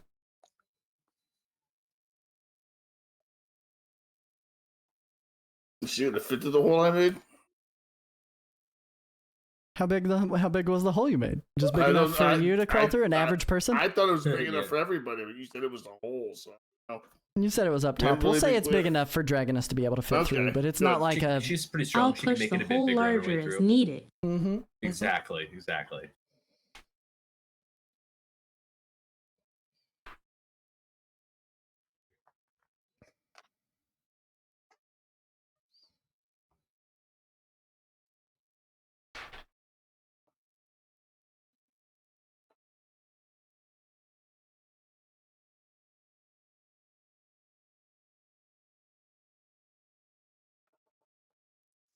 I am going to descend angel style, wings extended, drifting down slowly, sword held aloft.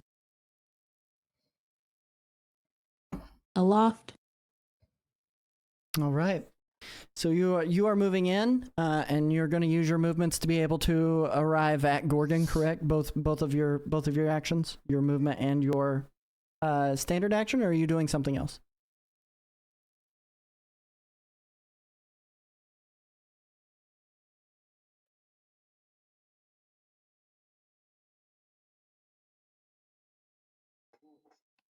Because you can go 12 spaces in one movement. I should be able to use my wings to control my drift. Okay.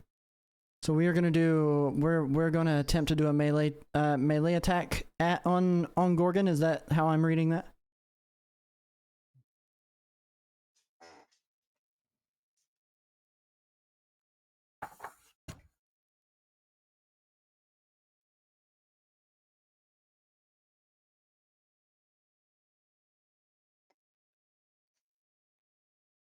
Actually, I'm not going defensive mode. Okay. You are activating defense stance. I think you have that correct. Yes. So close attacks are going to have trouble until successfully attacked. Perfect. Okay. And now we are at Voltgeist's turn, who all she can do is hear right now and speak. Oh, I have comms. I wasn't sure I even had You have comms, had no verbal visuals. communication. No visuals, but I can speak. Okay, that's fine.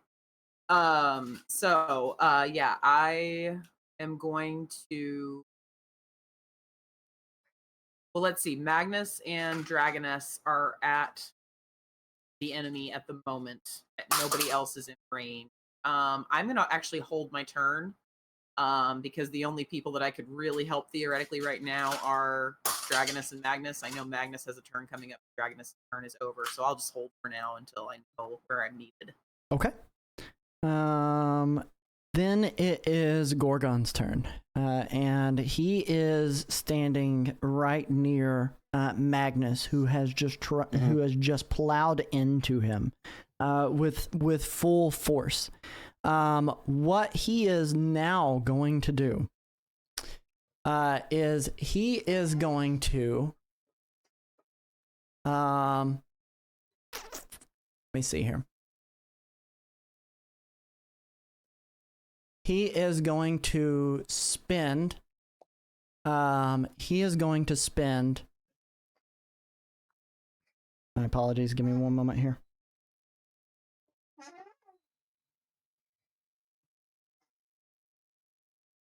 $37 points of focus to regain all the way up to 90 health by activating do this all day. He's going to spend his focus on do this all day and regain all of the health that you took out. You do this all day. Oh, damn. Wow. And then he is going to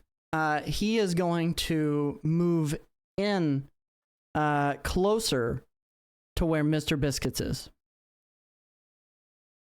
All right. Next up is going to be Spaghetti. All right. So everyone else has already entered the room through the door. Hole's nice and big now. Yeah. Most everyone is in there. Cool. Save Does for you. Magnus still have a reaction? Magnus actually does not have a reaction for this round. Oh, okay. There's nothing I can do. It was the only test he failed. Gotcha. I didn't fail any tests. Wait, that was Mr. Biscuits. I'm sorry. Yes, Magnus does still have his reaction. I was looking at M. I put M and MB, and that was a mistake. It was Mr. Biscuits that failed that. In that case, I still do, but I don't. gonna There's do- nothing I can really do. well, if you have a reaction, I think we can set something up here. I'm gonna sling both of my arms forward and grab each side of the doorway and stretch myself backwards for a nice slingshot. And I'm gonna yell to Magnus, I hope you're ready. I'm bringing spaghetti. And I'm slingshotting myself into the room, and I'm gonna ball up into a ball and go kind of lobbing over your head to set up for a nice spike cannonball special. Oh yeah, we'll jump up and we're gonna alley oop this guy, except for like really hard. We're not All sports right. guys, folks. So let's go ahead and do this. Your target number for this agility check, and this is going like really different. We'll have Magnus do the agility check because you are the one that is going to be hitting him. It is a fail. The agility check needed to be a target number of 16 to hit. Nah, can't quite That's hit a it. lot of. So as you arrive at Magnus's hands, he tries to get ready to spike you, but unfortunately, because you're so covered in butter, you slide through his hands behind him, spaghettified, and drop right near him. All right. So the next person that is up. Well, actually, no. Hold on. That was a movement and then a reaction. What do you want to do in terms of your standard That's action? true. So on my way down, as I kind of broke out of the ball form, I'm gonna curl back into my back in like a sort of humanoid configuration, and I'm gonna land and activate attack stance. Okay. I'm gonna do a cool ass spaghetti pose and go into attack stance. Yeah. What I'm gonna make it look like that we meant to do that. That wasn't a mess up. All right. Sorry, friend Spaghetti. I failed. Next up is Crippler. I'm gonna run across the ceiling, full speed, using my wall crawling, and charge him at the last moment, jumping into his knees. He is close to you. He is close to you, right next to Mr. Biscuits, because he moved in after he healed, and he used his movement to move toward the door where Mr. Biscuits was. All right, I'll step back 5, and then charge him Oh, across okay. the ceiling. All and right. then aim for his knees as I come down. You said I have an extra edge for this turn You do. because I made this. Yes, so I have double edge.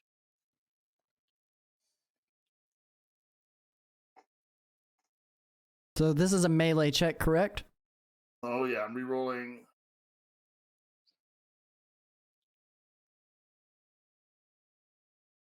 It's still okay. What'd you get? That would be a 13 plus 5 plus 5, 18. All right. You do connect. I Your have a damage 6, calculation. Red 6. Mhm.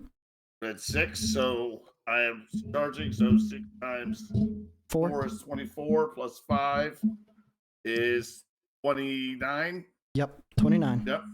Times 2 because I didn't fantastic. I rammed. I Okay. take So you. damage too. Yeah.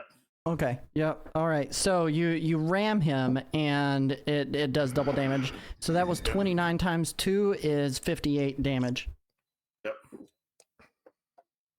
And I take 29.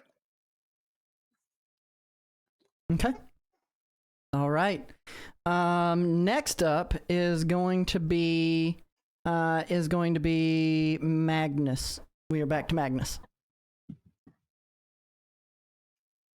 Ram him If you busted him in the knees, I'm gonna try and take him from the top. I'm gonna arc across, and I'm gonna charge full speed at him again across the room and ram again. All right. Let's go ahead and give me another melee check, please. We'll re-roll that fastest die. You have the edge on this attack. Oh yeah, That's better. All There we right. go. So hit me with your damage calculation there. My multiply. Let's see. Times 4. I suppose Plus his 7. head is the hardest object in the area. 27 times 2. 27 times 2. Yep. 54. What's the matter? 9. I think you just killed him. Our rank 4 big Minus bad 5. drops. Yeah. How much Freaking damage did you ram. guys take for yourselves, by the way? How much damage I did you took guys 29. take? Okay. Retired did that twice, so he took a good 60 or so. I took 59, but I got 5 back. So because my healing factor. So Damn Ram. Wow. So much for that.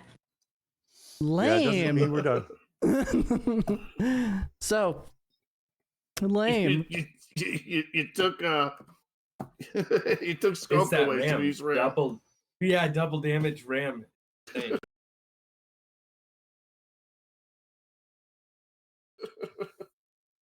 Even with his target number of 16, holy crap. Okay, well, he's done. He's done. He We did drops. it! He's unconscious. All right. Well, let me get my script back out. I'm still in like my starting attack stance pose to get this fight going. Yeah. Mr. Biscuits is now looking around the room for something to freaking swallow. I'm gonna join Biscuits. I didn't get much action. I'm gonna look for some stuff Chinese feel. The clash is over. We're- Well Gorgon done, masked man. lies still, his breath ragged, blood pooling beneath him, the gleam in his cruel eyes finally dimmed. His body is shattered, and it twitches once, and then he goes limp. The air is thick You two are something else. with the copper twang of battle and the lingering trace of corrupted ki. The dojo is scorched and cracked, its sacred ground tainted by violence. Then, a sound you didn't expect. Stone scraping against stone. Around the chamber, the ring of demonic statues. Dozens, maybe more. Each one carved with gaping maws and weaponry raised in an eternal threat step forward. One synchronized step. Their massive feet strike the floor in unison with a deafening thoom that reverberates throughout the temple walls. And then, as if guided by an unseen hand, they all kneel, slowly and deliberately. Their mouths open wide and grotesque, wider than the face structure should allow, and their jaws creak into impossible angles, revealing hollow chasms inside. The black ichor continues to weep from their eyes down their cracked faces like tears that will never stop. But the voices that emerge are not echoes of the past. They're something far older. Only the willing soul may sever the tether. The voices are layered, ancient and cold and unified, a single sentence spoken by many mouths. Then they rise all at once. Their joints snap back into position with thunderous finality. Their weapons, swords, spears, and halberds lock back into place, some thrust into the earth, others sheathed ceremoniously at their sides. Still, silent, and watching. As the dust settles, you see it. A thin trail of blood winding away from the altar. It snakes across the stone, past the shattered tiles of the training ground, disappearing into a dark tunnel that leads deeper. Deeper underground. Deeper into the ritual. Deeper toward the soul the hand has claimed. And that is where we end for this evening. All right. Good job. Oh, man. I did not- WAT. Man, GG's, everybody. That was epic. I loved that one. That was great. Good job. that Wow, Gorgon fight, Ram. man. Well The done. Ram. Good golly. I'm going to have to look up, see if there's some errata that changed that. Pitter, can you get on the case, please? I looked up to see, and we were doing it right. So unless there is a rata, we weren't doing anything wrong there. But yeah, wow, the power. Yeah, that was impressive. That was impressive. Well done, guys. Well done, my heroes. Well done, Mr. Biscuits Angels.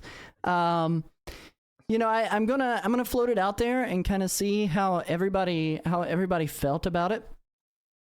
Obviously, chat, please feel free to hit us up. Let us know what you liked, what I you was didn't like, like. boss fight, defense time. Lol. Yep. Instead, Yeah. he just got rammed to death. So there's that. Yeah, 3 rams took him out, and he got a heal after that first ram. But Oh yeah. He apparently can't do this all day. Let's just put it that Yeah. way. He apparently cannot do this all day. It seems like the thing about this game is I'll lead off with what I liked and what I didn't like, and I'll start with what I didn't like. It seems like every time I have a boss fight intended, it's always lamer than the actual the appetizer. It's like, what happened? It falls apart. And this guy was no slouch. He wasn't a slouch. You guys hit. and it was really really solid. As far as what I did like though, as far as what I did like, I really liked being able to set the scene up for you guys and kind of seeing how you reacted. I liked hearing the role play tonight and letting you guys interact as a team rather than just pushing you guys through fight after fight and not giving you guys the breathing space to be able to speak with each other and kind of let some character show tonight. I really really liked that. Favorite role play for the night? Okay? Oh yeah. Absolutely.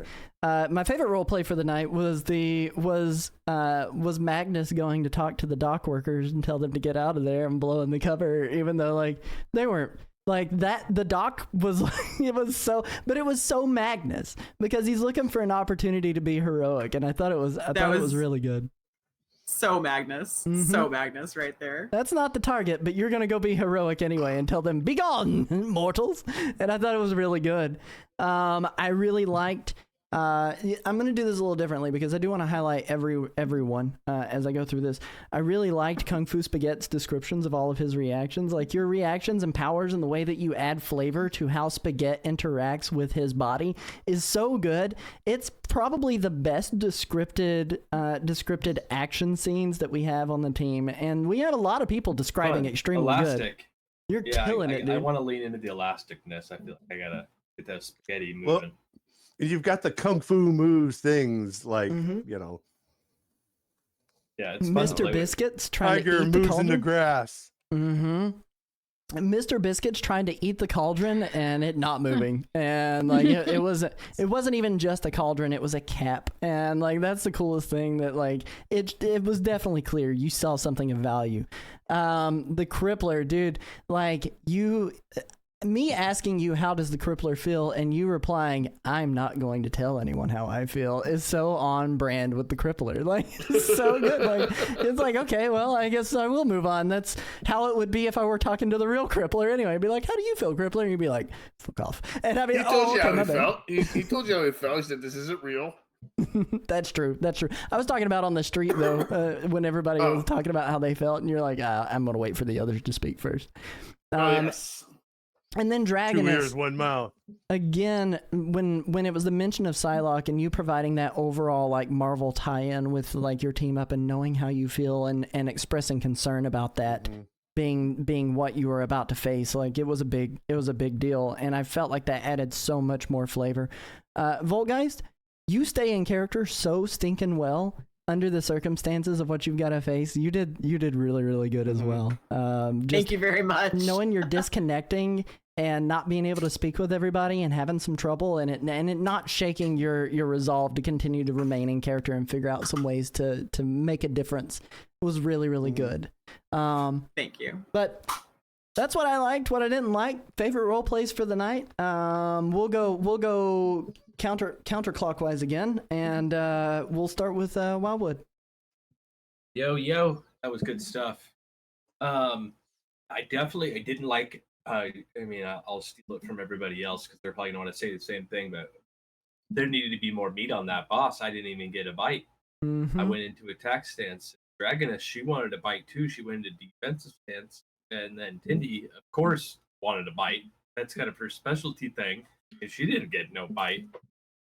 So more bites for us, more meat on the bone for those bosses. But I gotta admit, when you mentioned the health pool, the heal, his melee chance to hit dice and stuff, I thought we were in for a fight. But yeah, dang, it is hard to get that spice just right. However, I had a blast the whole thing, including all the interactions, other fights we had leading up to that, and I was really stoked. A day or two ago, I had the idea about twisting my body up and hitting him with a kitty twister, and I'm glad that everything worked out to unleash that attack. That was a fun one. That was amazing. It was so good. Sakura, Dragoness, how did you feel?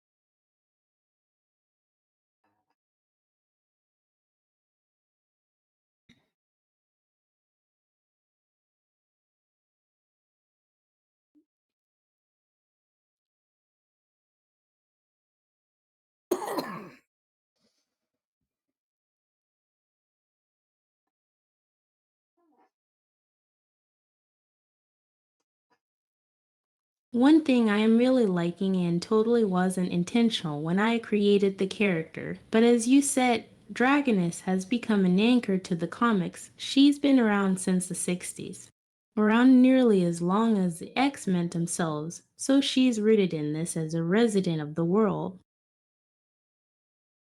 Absolutely. Absolutely.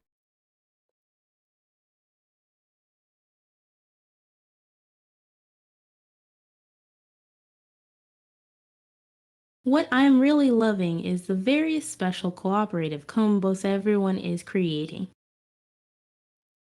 It's really good. It is so good. That might be my favorite part too. I like that there's Combo always a new attacks. name for the fastball special. Mm-hmm. It's the hairball special. It's the cannonball special. It's It's a huge denizen and makes it less than a slugfest it could be. Mhm.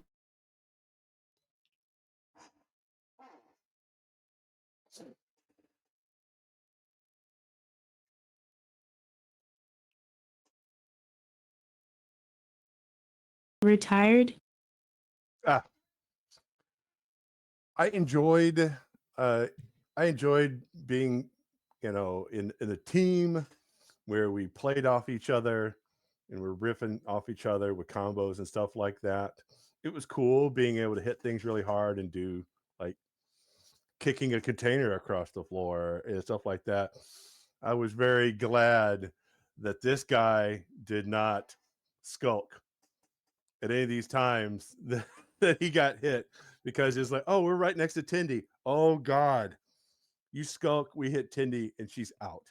Mm-hmm. Mm-hmm. That's the thing, is like, you guys never gave an opportunity for him to skulk. Gorgon couldn't skulk. It was agility based attacks that he would had to dodge, and because they did make that change with the errata, it's all agility based. Yeah, that was. So you guys were all meleeing him by ramming, and there was no way for me to just dodge behind Mr. Biscuits and get out of the way of the ram. He didn't have that kind of ability. But man, it was crazy. It was crazy. You guys did crazy damage. What else did you like? What else didn't you like? I was worried that when we went through the stairs that people were going to get caught out and not get involved. And mostly we got into the room. We didn't quite, we had like an, oh shit, oh God, hit him with the hardest thing we can as fast as we can. And that did it. Mm-hmm. That could have gone longer, but it's, yeah. I should have just bumped his health up, is what I should have done. And I didn't even think about doing it. But I'm with you. The stairs, what's interesting is that there was only one person that didn't pass a single test, and it was unfortunately Spaghetti. He got hit hard. Everyone else passed at least one and got a good benefit. I have ego of 0. Mm-hmm. I have no bonuses, but the Iron Will saved me on the one, and I lucked on the other. So, and the other one was a Fortitude, which is like the resilience. That's my jam. So, oh yeah. That last thing, losing reactions, was it's so important in the game, and it's very difficult to come back from that whenever you have that missing in the first round. And I wanted to make it something that could definitely be passed by you guys, but wasn't super easy to pass still yet. Right. Oh, you made it hard. It was a high number. One thing to note is we're getting much faster doing turns and playing in general. At the same time, more descriptive and dynamic. A huge well done to everyone. Absolutely. Yep. Mr. Biscuits, what'd you like? What didn't you like?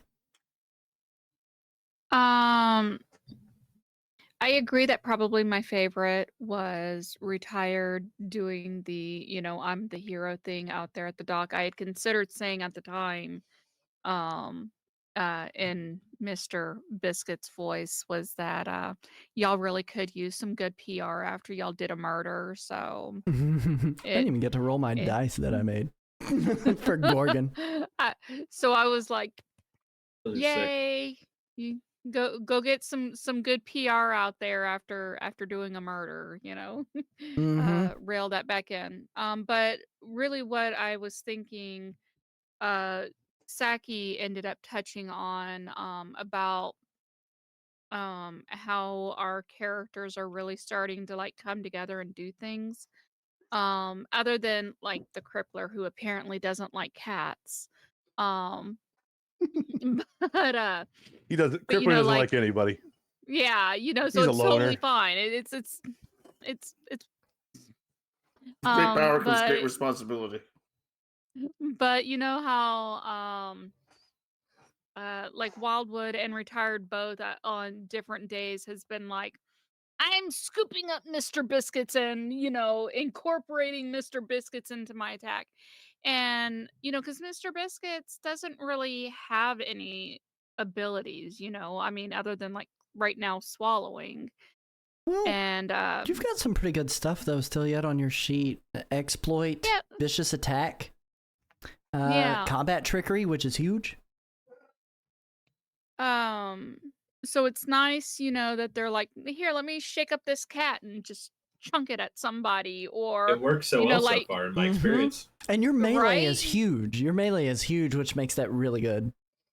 Or like last week, Retired being like, here, hold this, you know, informant for us, you know, and it's like, okay, you know, so now I'm just like wandering around, you know, holding on to the supposed good guy. And or how like Dragoness is always like, well, you know, she can't she doesn't have the ability right now to actually pick up an actual character or anything, but Mr. Biscuits is only 2 pounds. She can totally pick me up and take me with her. So she's just always like, okay, well, I'm taking Mr. Biscuits. And you know, so it's been very entertaining to me how like everybody is interacting with this weird little I am the cat cat guy. mom. Yeah, it's been pretty great. Crippler. Everybody's doing fabulous. Well, I had a great time tonight. I can tell that you thought you were worried when you thought you shattered my character. I was fine. I was proud of you for pulling the trigger. Good. Good for you. Yeah, next time target it at someone without any focus. That's the real test. That's the real test. But yeah, it was fun. I had a great time. I like the fact that you presented this huge, intricate puzzle. And I was like, nah, we're not doing that. Yeah. What was with the puzzle? What was the puzzle? So the riddle was, if I pull it back up, hang on one moment. I'm gonna pull it back up. The riddle Next was session, I'm baking cookies. yes. The riddle was, 5 shall stand like fingers on hand, though none may speak, else secrets leak. 2 of flesh, 2 of precious weight, 1 of blood shall open this gate. My initial intention was that you guys don't spend the time talking. That was my initial intention. If you speak, the platforms would turn back over. No one spoke anyway. Crippler just went, I'm going to break this door down. He didn't say it out loud. He just decided to break the door down. But ideally, it was 2 living people stand on the 2 pressure plates that have the feet on them. 2 heavy objects of value needed to be placed on the tables. What immediately came to mind is there's only 2 people carrying things of value with them. One is Sakura, Dragoness with her swords, and one is Tindy with her hoard of treasure in her gullet. And then the Told you I was precious. The 5th thing was using the dagger to fill the bowl that is carved into the pressure plate with blood. And then it would open the door. It's true. Listen, I can't help you guys aren't good with puzzles. I was going to say, I do wish that I had had enough, shall we say, attention there to roll a logic check and try and figure that out. Unfortunately, That's I was true, a little yeah. distracted at the moment. Hey, I'm just saying, I knew what role I was there to fulfill. It was the precious one. But we did it. And I'm sorry, I you was know, making notes to solve Cindy's the not giving riddle. up any Then of it's her break preciouses to set off a pressure plate. What was that, Volgeist? Oh, I was just saying, you know that Mr. Biscuits isn't giving up any of her preciouses just to set off some trap. That's true. No, She just that's would've not left. happening. She'd be like, I'm out. I'm out. Yep. See, it was Not a worth challenge. my treasures. The what I will also say, one of the big things that I did like was on that final test where you guys all had an opportunity to do something really bad and get vengeance on people, even if it wasn't a vision. Get vengeance on people. You guys all displayed heroism. You didn't give up. You spared those who Right. came against you. Every single one of you. Great tenacity. And I was just thinking, heroes the entire time. Really good. Anyway, I'm sorry, Crippler, continue. I realized you were still I'm talking. having trouble breathing. Oh, I'm good. I'm going to pass it on to you. I'm having trouble breathing. all right, Voltgeist. What did you like? What didn't you like? And Zed, go take care of yourself if you need to. I'm just going to use my inhaler. I'll be right back. Mm-hmm. Yeah. No, I had a great time tonight. The only thing that I really didn't like is that we keep talking about this team maneuver, man, and I want to see it go off at least once. I tried to make it go off. Yeah, I mentioned it in chat. I tried too. to trigger it. I tried to Yeah. trigger it. That's what I was trying to do. We tried. But yeah, I had an amazing time. The kitty twister was an absolute highlight of the evening, and it was just hilarious all around. It's really good. It was really good. Yeah. Guys, chat. Feel free to let us know what you liked, what you didn't like. Obviously, please go and follow all of my good friends here on the here at the virtual tabletop. Team Wildwood. I am Tenderly. Commodore Zed. Retired 11 Bravo. Sacro with an underscore. And of course, you can still catch Nerded Art every now and again over on Team Wildwood's channel as well. And Nerdwire plays. And you can follow me if you're new follows here. are free. We go live here every follows are Wednesday free. playing this, and then most every other day, as long as I'm feeling well, which I feel like I'm getting there. Most every I other was day, going to as long say, as I'm but feeling are well. you feeling well? Keep my fingers crossed. I am live over here playing video games most of the time. So thank you guys so freaking much for joining us. We're gonna find a raid target, and in the meantime, we'll catch you guys later. Peace. Everybody hang around for the raid.